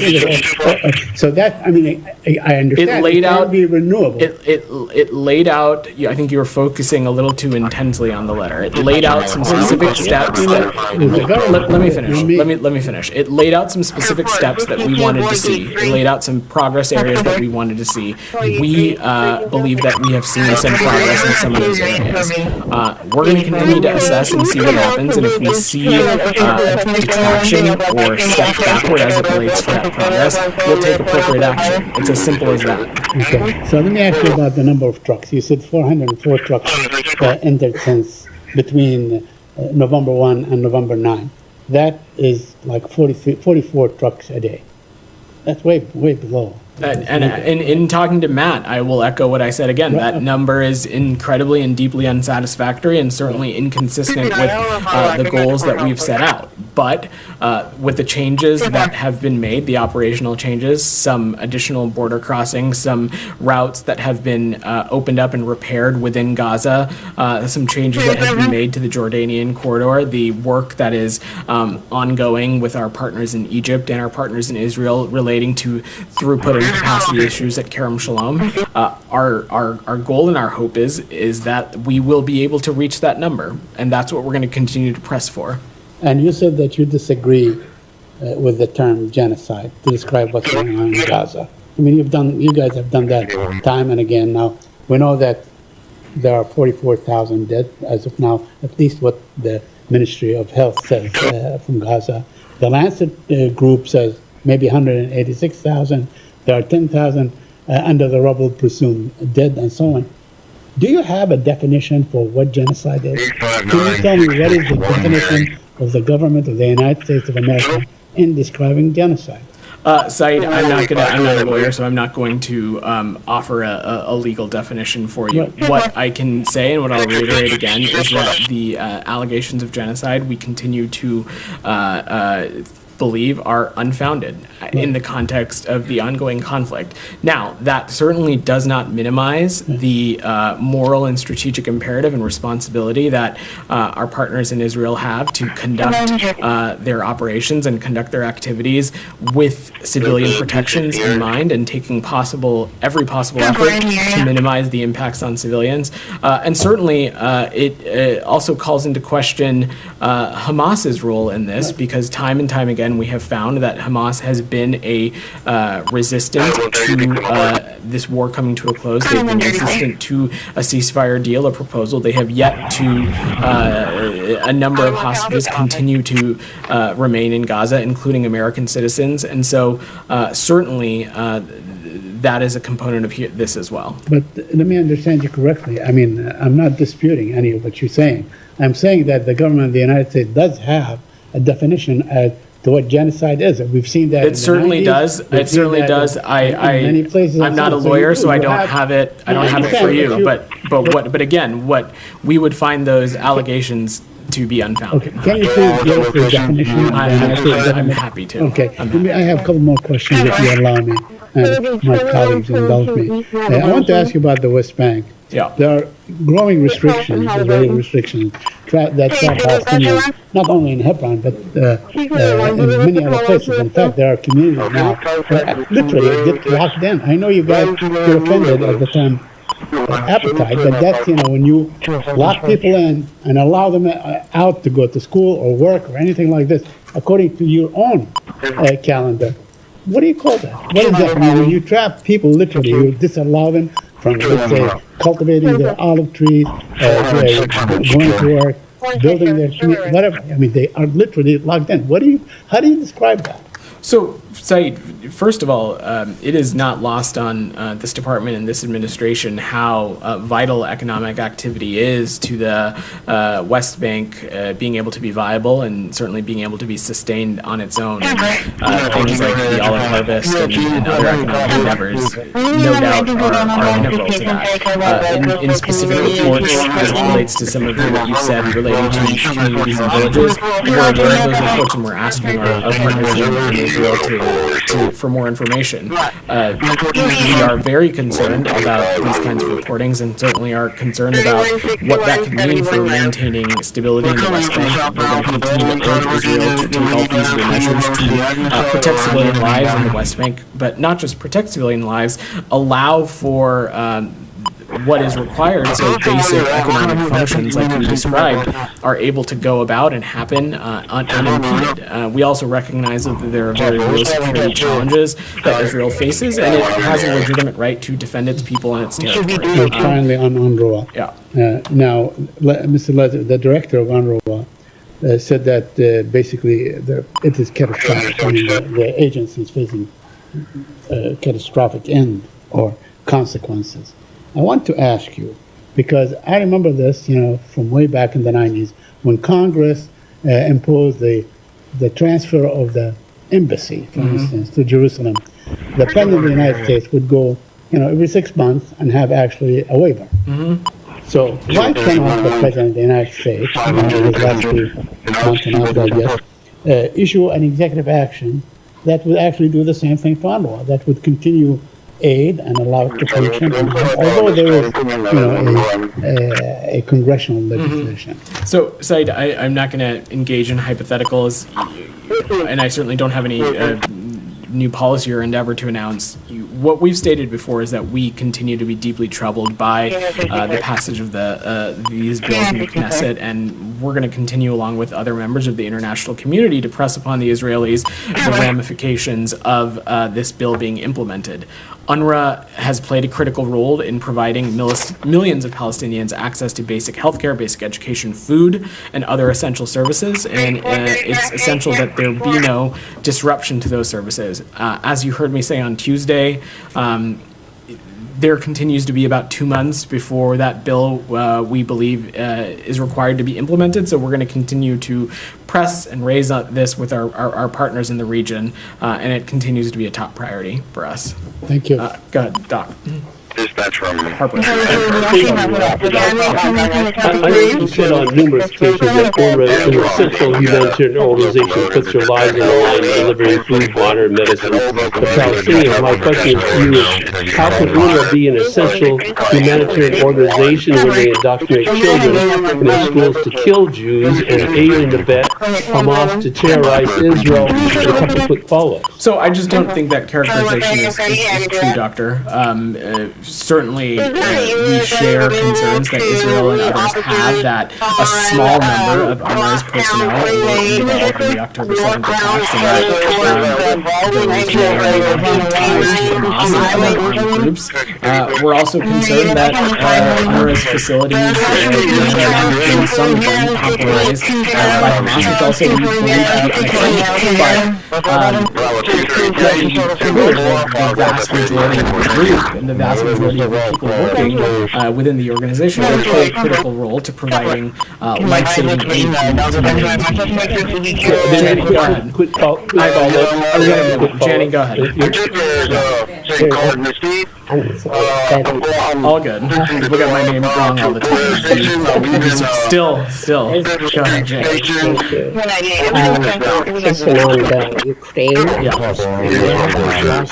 Secretary Blinken, during visit in NATO, he said the North Korean troops are participating in the battle and that the U.S. will respond strongly. What are the specific response measures, and does it include the restriction on the use of long-range weapons? So, as it relates to our Ukrainian partners and any security assistance, we may or may not provide additionally. I just don't have any policy changes to share. But in the context of DPRK troops in the region, you've heard me talk a little bit about this on Tuesday, Jenny, and in terms of what our action will be, at the center of this will be dealing with it in close coordination with our allies and partners. Secretary Blinken's comments, you have to remember, we're at NATO, so of course we're going to be talking about this with our partners at NATO, but also the DPRK's involvement in such thing no doubt causes great concern and consternation for the Indo-Pacific region, and so part of this is working on this collaboratively with our partners in Japan and Korea as well. What is the status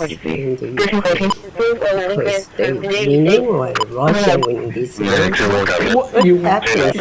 Jenny, you have to look back at the totality of this picture, and since February of 2022, we have seen immense bravery from our partners in Ukraine, from the Ukrainian armed forces. We've seen immense bravery from President Zelensky and his team in leading the people of Ukraine and leading the country, utilizing with great vigor and utilizing with great strategy the kinds of security assistance that the United States and its allies and partners are helping provide over the course of this great conflict. And ultimately, at the end of the day, what President Biden is committed to, and Secretary Blinken reiterated this yesterday in Brussels, is that we are committed to making sure that every dollar that we have at our disposal will be pushed out the door between now and January 20th.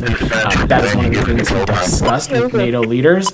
And we want to make sure that Ukraine has what it needs to continue to effectively engage on this in 2025. Or negotiate from a place of strength. Ultimately, that is up to our Ukrainian partners to decide.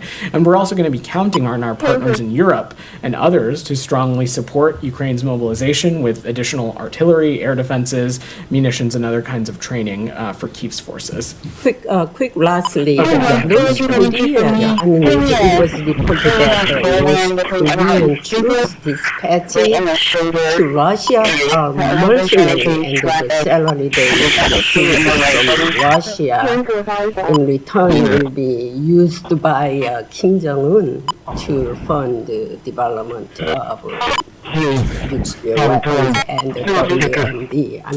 I don't have any reaction to offer to that, Janny, beyond the closing of. What we're concerned about is the closing of relations between the two countries and Russia. And these kinds of actions are a great concern. Go ahead. So IAEA Director General Grossi is in Iran, and he had a press conference. I hope you followed part of it. So he also said that he's going to visit Fordo nuclear facility and Natanz. This is the first time happening. What is your take? Is it a sign of Iran changing behavior? I think we're hesitant to interpret anything as signs of whether Iran is willing to change their behavior or not, because ultimately what we want to see from Iran is actual behavior change and action, not just signs of something or indications of something. And as it relates to Director Grossi's comments, we agree with the IAEA Director General. The time is of the essence in ensuring Iran's full cooperation with the IAEA to resolve the longstanding issues of concern. The President and the Secretary have been clear about this. We want to ensure that Iran never has a nuclear weapon, and we're going to continue to use a variety of tools to pursue that. All the options remain on the table. But given that we have seen Iran's escalation across the board, including its nuclear escalations, its track record of its failure to cooperate with the IAEA on longstanding issues, we think that it is appropriate that Director Grossi undertakes. So you see also in the next week's IAEA Board of Governors are going to push for a resolution against Iran. Is the U.S. on board, given that some Iranian officials are indicating that they will reciprocate by getting out of NPT? Well, we're tightly coordinated with our E3 partners in advance of this Board of Governors meeting, and we strongly support these kinds of efforts to hold Iran accountable. And I will just leave it at that. We're going to continue to work with fellow IAEA Board Governors to ensure Iran's full cooperation with the IAEA. Goyle, thank you, sir. On India, U.S.-India relations. How do you rate today U.S.-India relations under the new administration and Indian-American community's interest is after U.S.-India relations immigration? Because hundreds of thousands, maybe thousands of them are still waiting in India. They are not getting appointments for immigrant visas. After the consulate affairs moved from New Delhi to Mumbai, Bombay, and that's a major concern. And 2, 3, 4 years, their husbands and wives are still waiting in India. They are not getting appointment, especially from the Mumbai consulate. Yeah, so let me say a couple of things. First, what the incoming administration may or may not pursue as it relates to their relationship with India. I'm going to let them speak to that. I'm not a spokesperson for the incoming administration. President Biden and Secretary Blinken continue to view India as a vital partner. There are a number of areas which, over the course of the past 4 years, you have seen tangible ways in which we have deepened that cooperation, whether that be trade issues, whether that be security cooperation. India continues to be a important vital partner when it comes to the Indo-Pacific, when it comes to global regional stability, and we are very thankful to have been able to deepen that cooperation over President Biden's 4 years in office. And on the topic of immigration, certainly fully recognize how important this is to so many people around the world, whether it be visitor visas, whether it be formal legal immigration channels. This is something that we take incredibly seriously, and certainly as it relates to the State Department's remit on this, we'll continue to work and find ways in which we can processes. Just a couple of weeks ago, Secretary Blinken and Secretary talked about ways that they have been able to streamline processes for post-visa processing. We recognize how vital that is to the U.S. economy, and we look forward to continuing to build on that. Thank you, sir. Daphne, go ahead. sources that the U.S. ambassador to Lebanon submitted a draft peace proposal to Lebanon's governance today. I don't have anything to offer on that from up here beyond just saying what we continue to remain deeply engaged and focused on is wanting to see a resolution, one that will ultimately allow civilians on both sides to be able to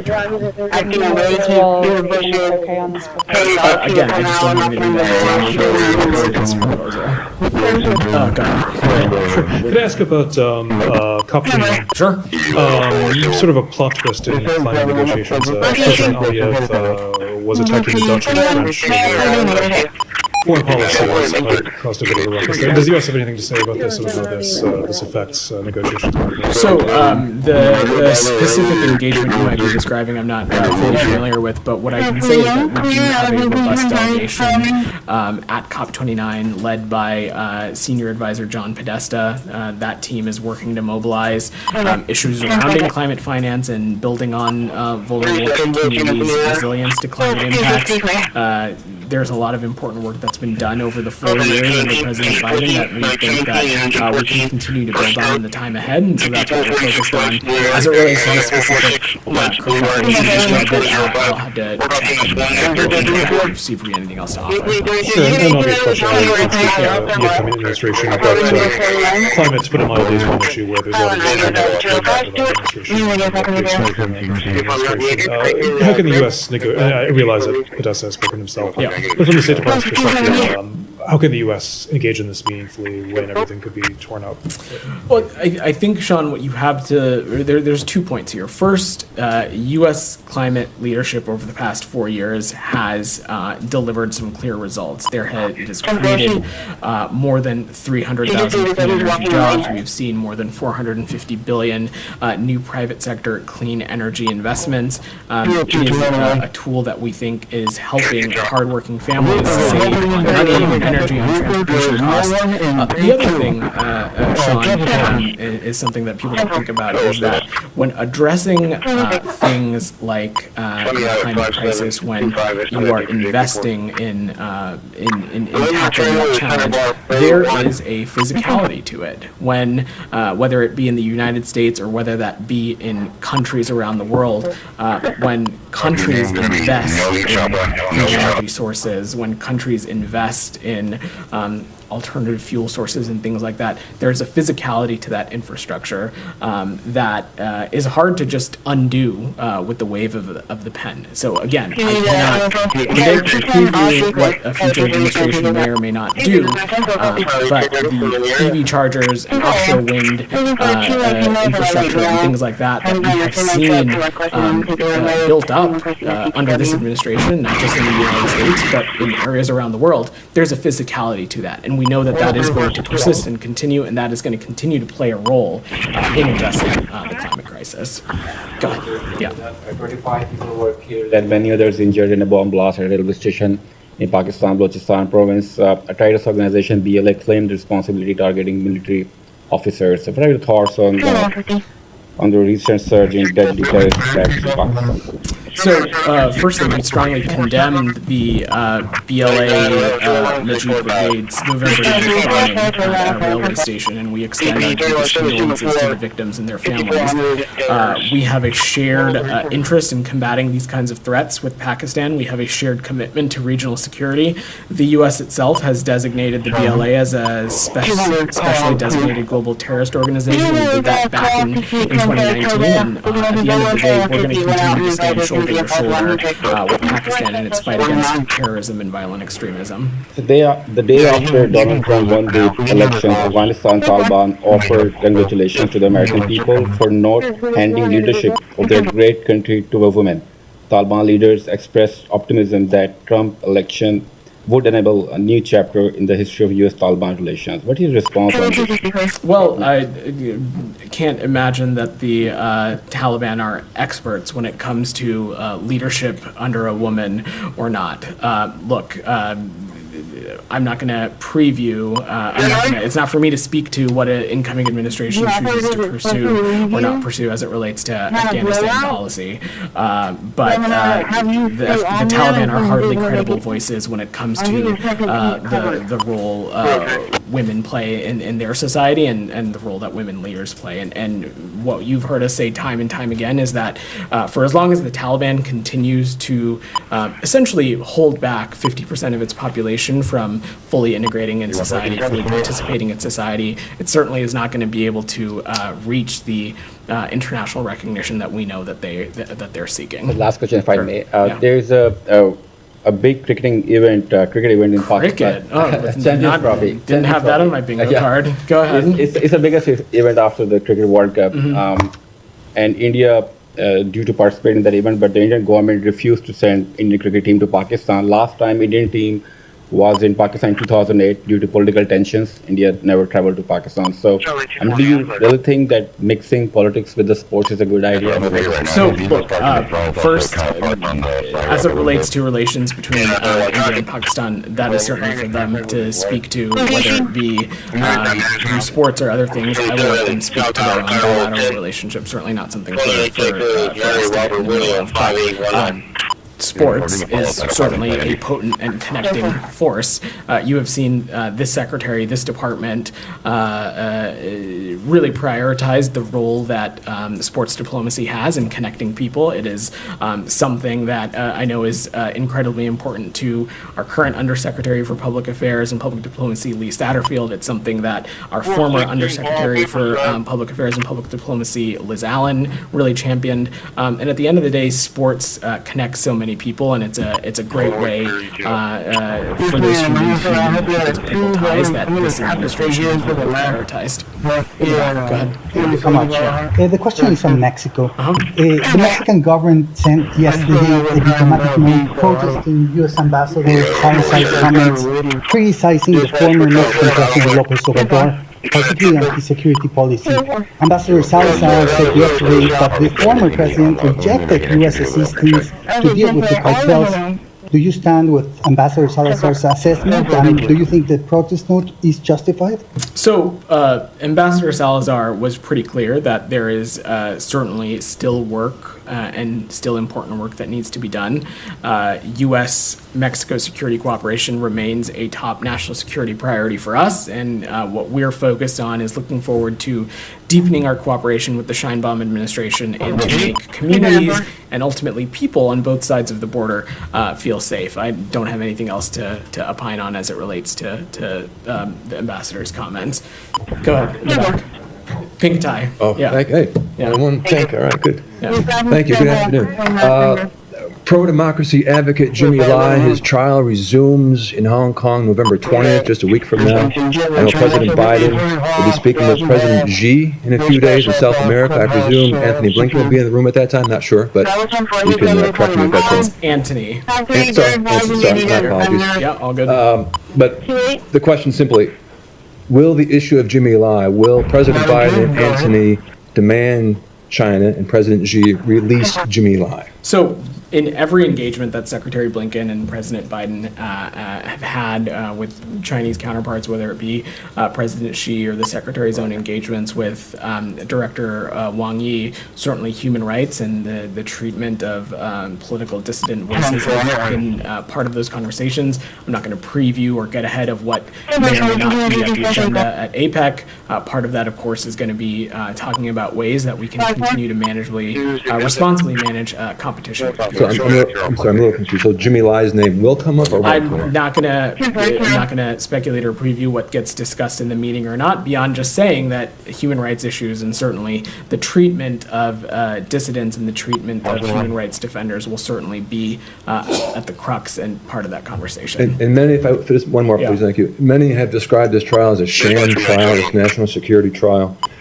If he is convicted, what will the United States do? I'm just not going to get ahead of that. In the back, go ahead. Senator Cruz posted on X, enough is enough.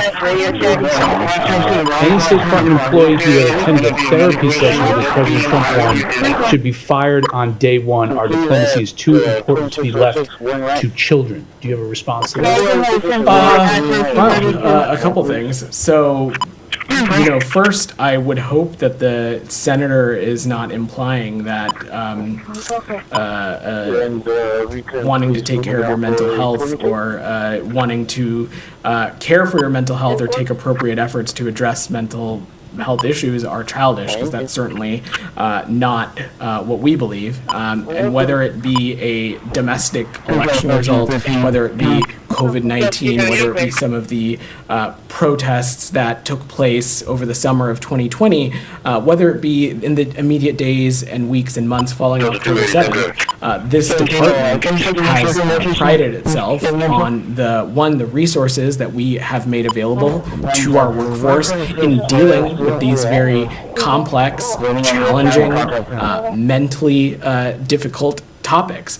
Part of that is, as managers, creating the space to engage on some of these challenging topics, creating the space for your employees to share their legitimate feelings about any event. And we would want to make sure that these kinds of resources and spaces are utilized regardless of who was president and regardless of what the election results may or may not have been. Did state offer similar sessions 4 years ago after the election? I'm sure that there were. I did not work here at the time, so I certainly can't speak to that. But the point that I'm making is that regardless of what the domestic political event was, and we fully recognize that we're a country of differing voices and people may have different points of view on any event, including election results. Certainly, no doubt that there are differing viewpoints within the own workforce of who may or should not be president. The point is that we want these kinds of resources and spaces to be available should our employees need them. Yeah, go ahead. Yeah. Thank you very much, Vedant. Thank you very much. This British national, Miss Ellis, recently went to Pakistan to meet the family of Ajab Khan Afridi, who had kept her captive. And she went there just to pay respect the time that she spent there as a captive. I promise that this couple of weeks that you and Matt are here, I will fully respect you as I always have, and I'll treat you with kindness. I just have two questions. Number one, I have never seen in Pakistan leader of opposition in this Congress, leader of opposition, Congress means in Pakistan National Assembly, leader of Senate, opposition in the Senate, leader of Punjab Assembly, leader, speaker of all of them being arrested in one day. Do you have any comments? So, these seem to be largely internal issues for Pakistan. I'm not familiar with this, so I just don't have anything to offer on that. And just last one thing, I have also started calling our new DOGE ministry head, Mr. Elon Musk. Is he aware that in Pakistan, or would you please at least bring in his notice that in Pakistan since 6 months, X is banned? And even the VPN now are under this whole registration process. I know my colleague has brought you news. So, look, on internet freedom issues, which I think is the crux of what you're asking about, these are the kinds of things that we raise with countries around the world, including, of course, through our bilateral relationship with Pakistan. And I'm just not going to opine on what Mr. Musk may or may not know. But look, internet freedom is something that we'll continue to raise. Thanks, everybody. Thanks, guys. Thank you. Give me Tom Young 3587. Young 3587.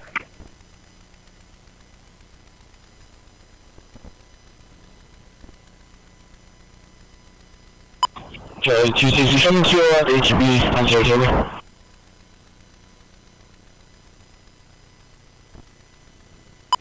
$600.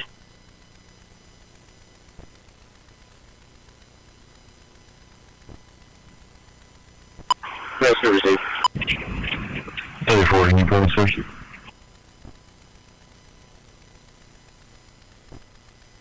One more, run and drill. Here, a couple minutes. Jail the Robert Driscoll Temple. Judge, we got case permission, please.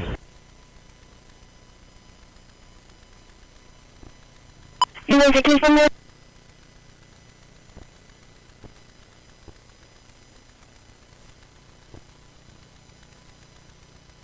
Case permission, please. 1103 civil. Location. 3318 Woodland Creek Drive.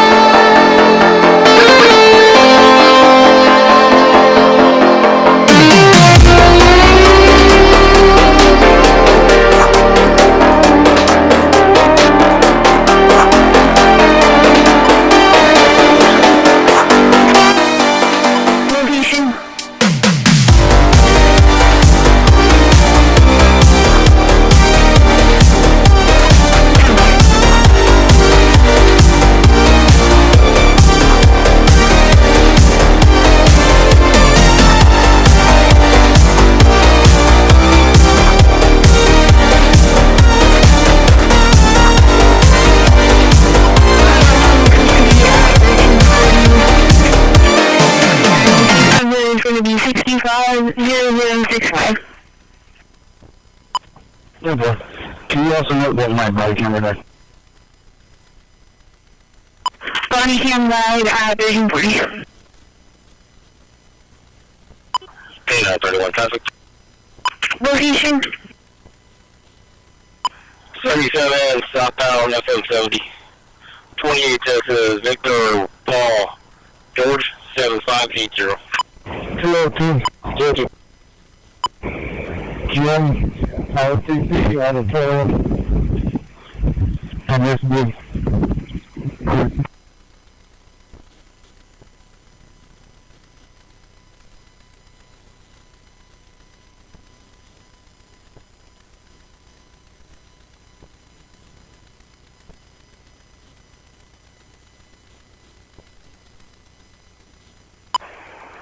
Around 35 degrees.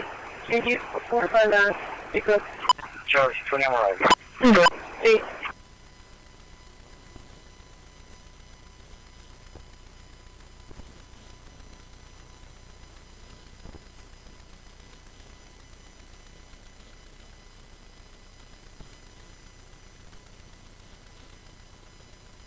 So, for the case number 0064, right? Yes, and where?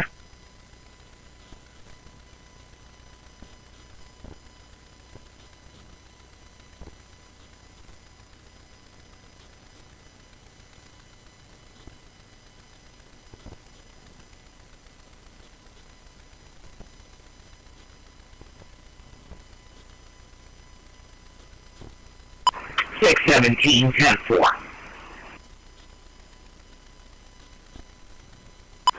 Thank you. Sorry, 210. Come on. 3166, 16 miles. Delta Lincoln, Houston, 650065. Medic 71 to the shoreline. Go ahead, 71. One code 3 with a 76-year-old female patient. She's currently handling some sore as a GCS of 15. Patient showing possible signs of a stroke. Last thing normal was 13:10. Today she was going into the postal office and the worker there. And a friend of hers stated that she was in her normal state. And then during the visit, became disoriented and with hemiphagia and slurred speech. Dispatch medical. Patient doesn't have equal grip strength. No visual disturbances at this time. Is not on blood thinners. We did have already established kind of vital signs. Heart rate is at 60, showing a silence rhythm. Blood pressure of 120 over 68. O2 96% on ringer. Blood sugar 113. ET is about 10 minutes. 3100, 3100.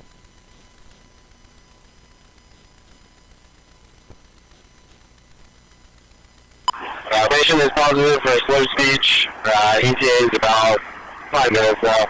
Also, there is some slight facial droop on the left side.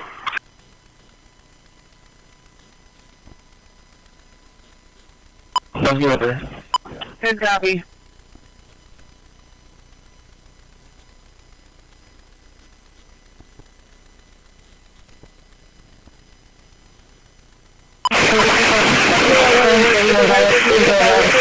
AC 199 and 931 back in action. Unit status check. So EADs for 123 and 645. 645. 10-4. The 23rd is address on Staples. Yeah, thank you. Charlie 250 clear.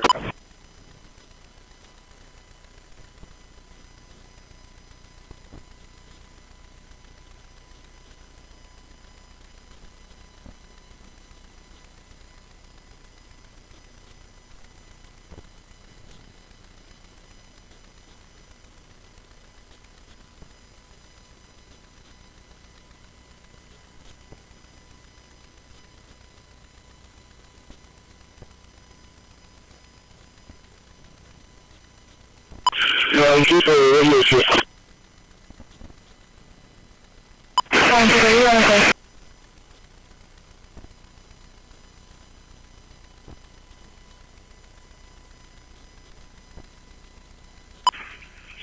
You just also available in quarters. That's right, back there.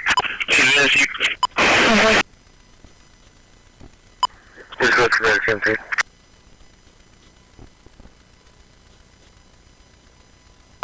Four to one, the area, 0.0. 10 mile 44. There's a lot of strategy. Charlie 198, Maryland, McCall.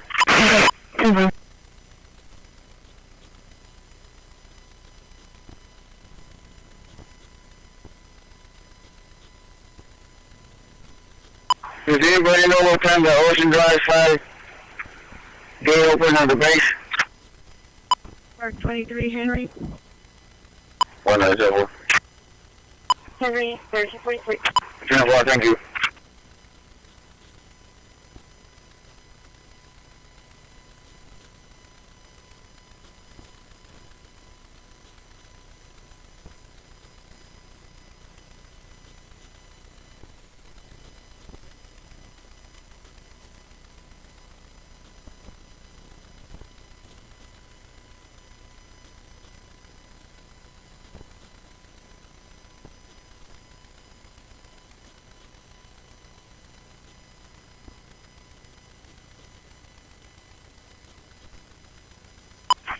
You too.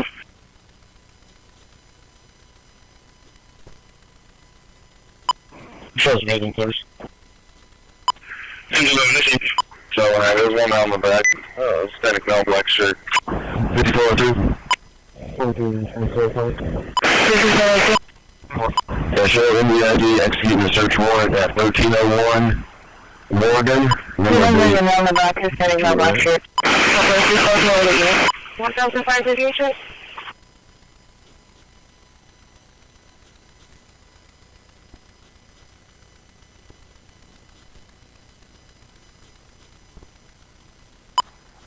$416 Paul, paper, sir. Sir.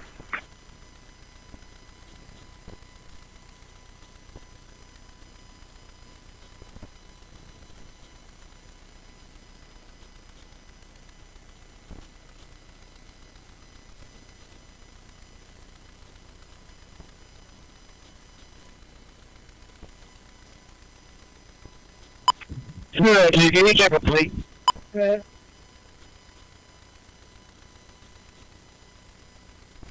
Sam, Paul, Sam, 4837. 630.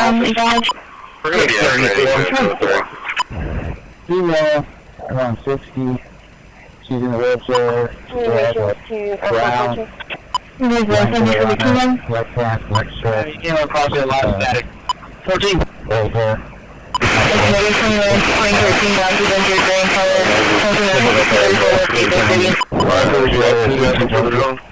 Yeah, well, thank you. Just a copy, David involved. Okay, sometime you cut out, you said a brown blanket and a black shirt and a 1045? You guys need anything else? Said one. Air 20, I believe, you know. Yeah, crush him at 501.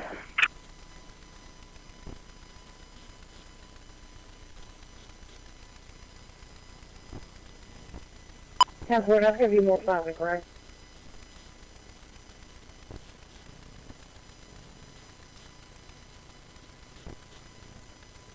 Yeah, just start it for now.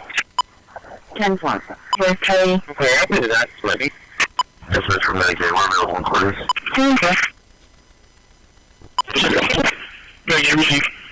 So at 270, just want to go mill on a voluntary response out. 10-2, 10-4.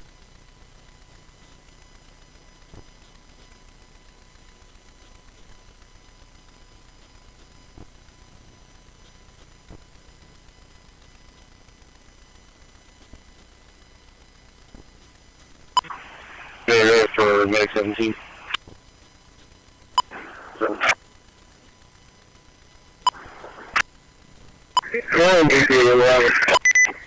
If I'm not talking. This is the area. Go ahead, Medic 17. Follow 135 already.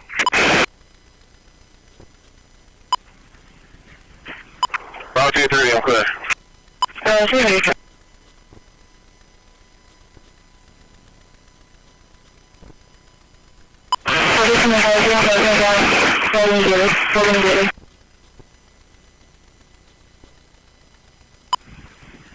What time on Cape Public Service Dispatch?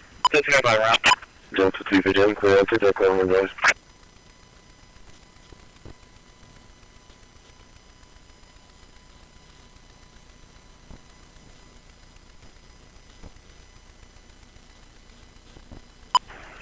Dispatch Medic 12 arriving shoreline 3.5. Julie, you're looking for the circle airline line? Let's get that route.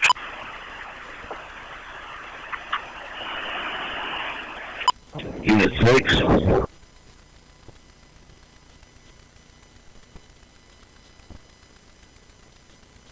Hey, Mark. Charlie 135,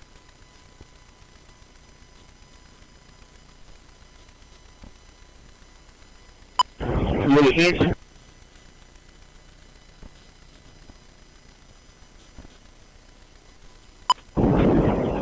Johnny Heath.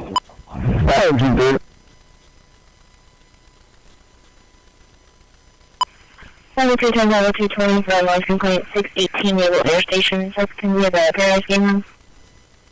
She says on the office, you have to see what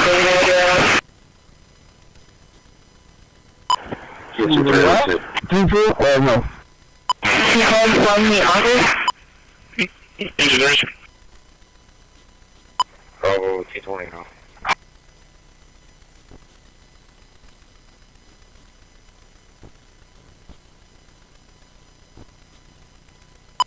5432.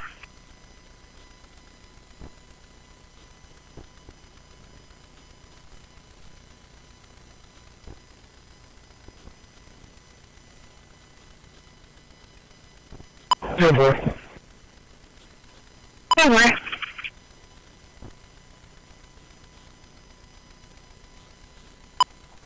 Living up 3, so. Location.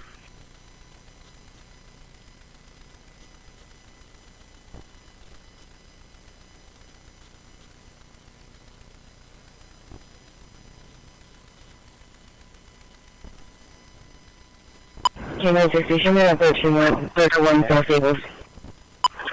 Onshore, this is Medic 3. Medic 3 transported code 1 shoreline, getting 0. Medic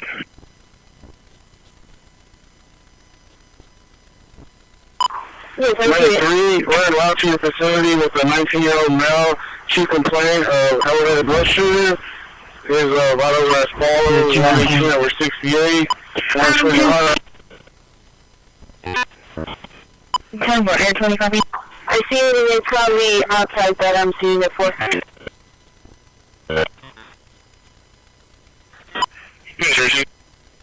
Police station pulse and blood sugar.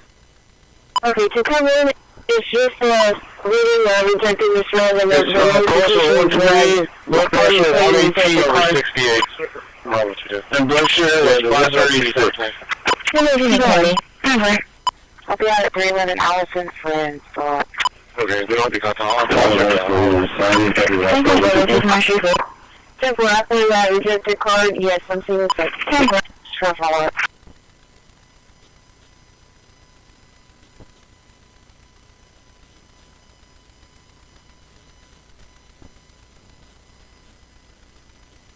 For Mike 3, you didn't see any rejected cards or any swipes over, right?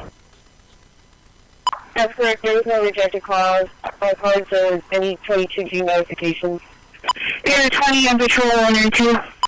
And Charlie 250, Charlie 170. Check for suspicious person from the area to Calgary. 7902 Calgary.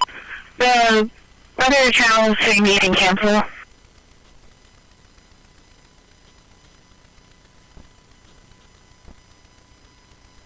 Copy from I'm getting a rejected card.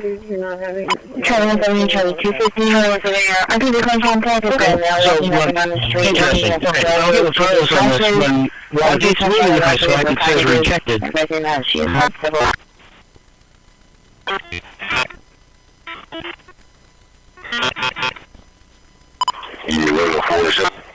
I just told that right, comes back again, please. When? 1022. Go for it. Item 230, item 240 for an urgent welfare concern at 13222 Dog Circle, 13222 Dog Circle. Contact Josh. Airport 20, Edward ambulance on.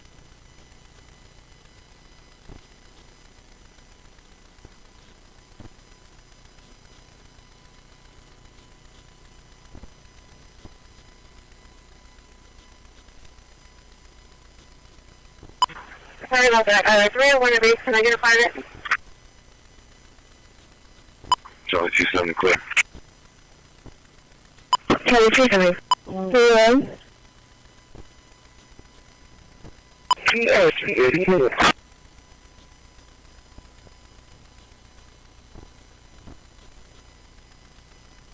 Charlie 270, clear. And you want to do one, I'm clear.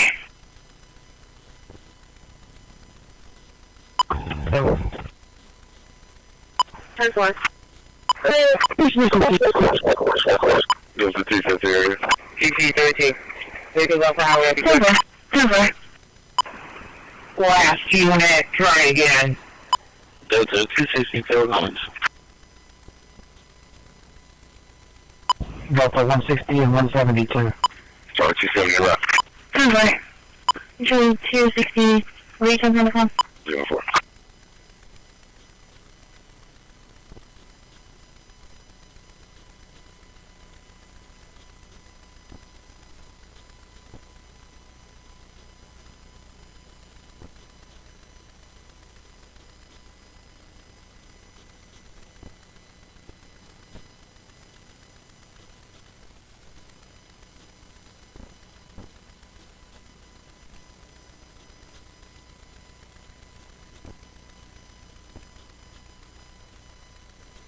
519, no contact. 10-4, clear. Adam 210, I can take that wheel for an authorized. 10-4.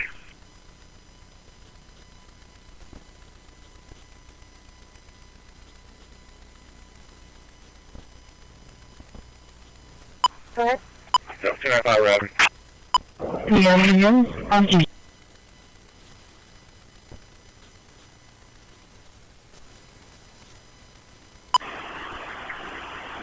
Location? The same location as previous at 11325 I-37, at this time apartments 401. Sure, you will come from Six Bravo. 10-4, Charlie 270 6 Bravo.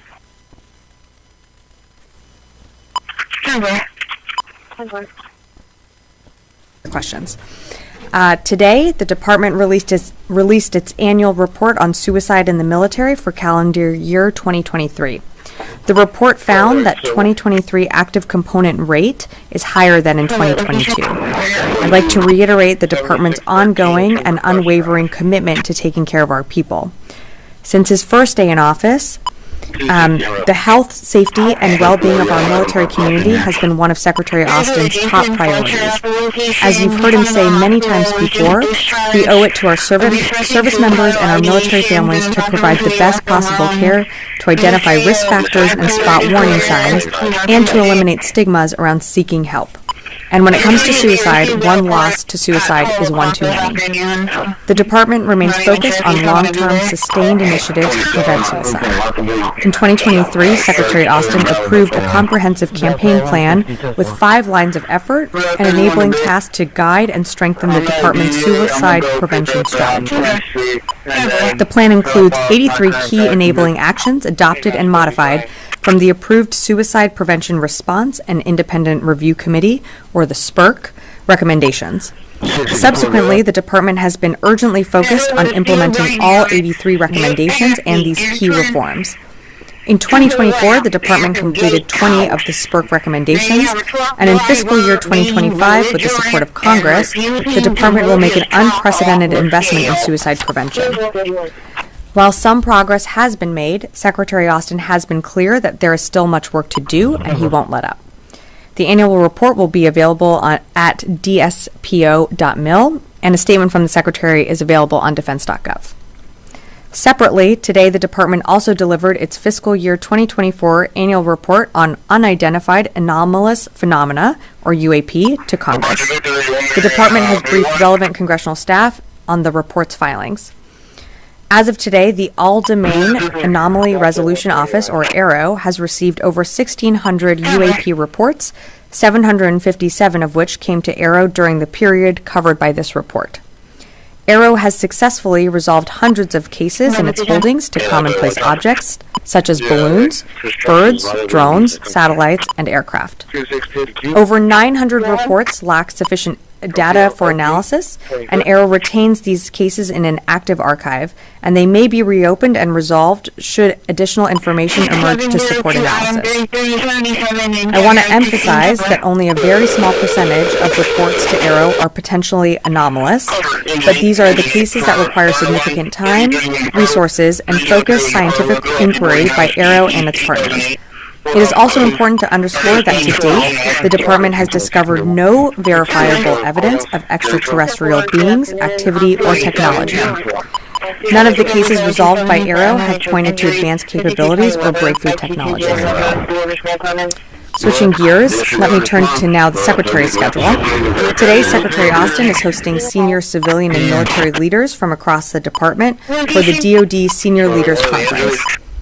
This Senior Leaders Conference meets semi-annually to address broad, cross-cutting issues affecting the Office of the Secretary of Defense, the military departments, the combatant commands, and interagency efforts in order to provide advice and assistance to the Secretary on the strategic direction of the department. And finally, tomorrow, Secretary Austin will depart to the Indo-Pacific for his 12th trip to the region as Secretary of Defense. The Secretary will visit Australia, the Philippines, Laos, and Fiji for a series of meetings and official engagements with regional counterparts. Each stop on this trip will highlight the Department's historic efforts to work alongside our partners and allies to deliver on shared regional visions of peace, stability, and prosperity. As mentioned, this is the Secretary's 12th visit to the region and continues the long tradition of the Secretary's representation at the ADMM+. In addition, this will be the Secretary's 4th visit to the Philippines, which is the most visits ever by a U.S. Secretary of Defense and signals the incredible progress the U.S. has made in deepening that critical alliance. And finally, this will also be the first ever visit by a U.S. Secretary of Defense to Fiji, demonstrating growing security cooperation between the U.S. and Pacific Islands countries. So more to follow in the coming days, but with that, I'd be glad to take your questions. Thanks, Sabrina. So a couple of questions on the Defense Secretary nominee, Pete Hegseth. He said that in 2021 he was part of the DC National Guard and was supposed to be helping provide protection to the inauguration, but was removed from that duty, potentially because of a questionable tattoo. Those his words. So has the department looked into his removal from that detail? And kind of following up on that, so far we have not received a full military record of his service from the Army, and so just asking if that could be released publicly. So I refer you to the National Guard and the Army for more details on his record. I don't have that, but they do release, just kind of the broad outline of dates of service and just kind of like the standard information that we would release for any individual. So I'd refer you to Army for more. In terms of the comments that you're referencing, I don't have more to provide on that. I'm aware of the comments that were made. It's not something that to my knowledge, that we're looking into. So I, have to refer you to his team more to speak to that. I guess I would ask that the department does look into it and whether he was one of the members. I remember at the time that the department actually announced that, some had been removed. There were like 26,000 that were assigned to provide protection to Biden's inauguration. So if we could get back from the department why those members were removed at the time and confirmation of whether Hegseth was one of them. That'd be something that I think the National Guard or the Army could speak to, so I'd refer you them to speak to more to that. Okay, totally separate topic. Ukraine aid. The president has said he's committed to getting about $7.1 billion in PDA to Ukraine before his administration ends. How do you get $7.1 billion off the shelf of Pentagon stockpiles in such a short time? It is a short time, but it's also just under 70 days. This department can do incredible work in that amount of time. The president made clear that he wants to spend down the authority that Congress has allocated and authorized before he leaves office. So we're going to work very hard to make sure that happens. You've seen us roll out very large packages, from the beginning, and you've seen us roll out actually I'd say a range of packages on a pretty frequent basis, almost weekly. So I expect that for the next coming months of this administration, you're going to continue to see those packages draw down from what's available in our stockpiles.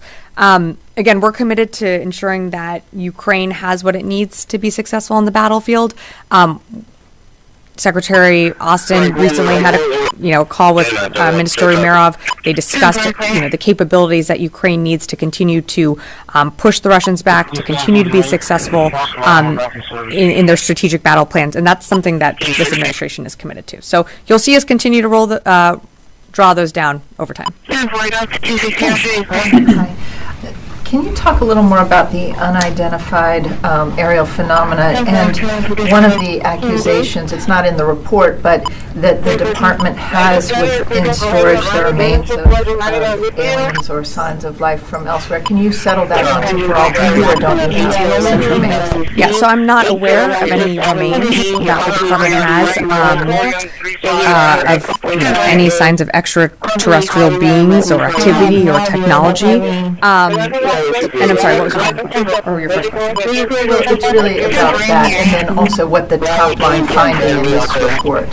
So the report, again, was briefed to members of Congress, and from what I read out at the top, I really don't have more to provide, but the relevant staff and committee members were notified about the report. Part of this annual report submitted to Congress is accountability and to ensure that we continue to keep members updated through our Arrow office. Go ahead.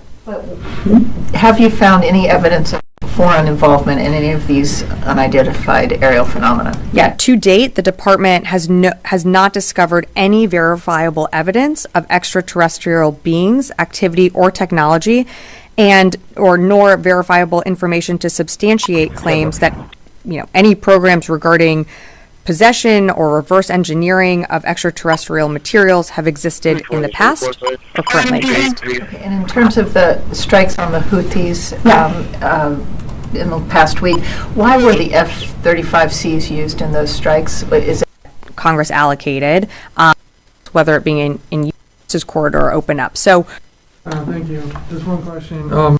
U.S. former.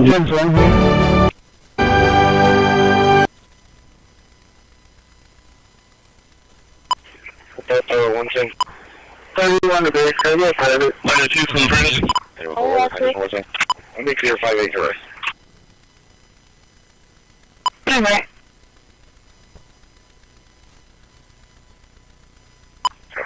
Dispatch marker.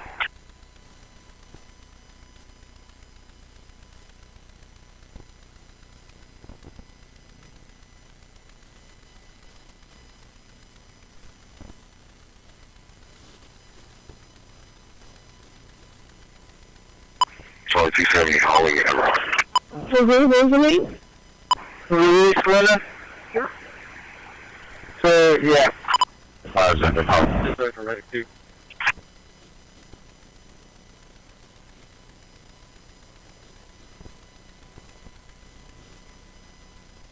Airport.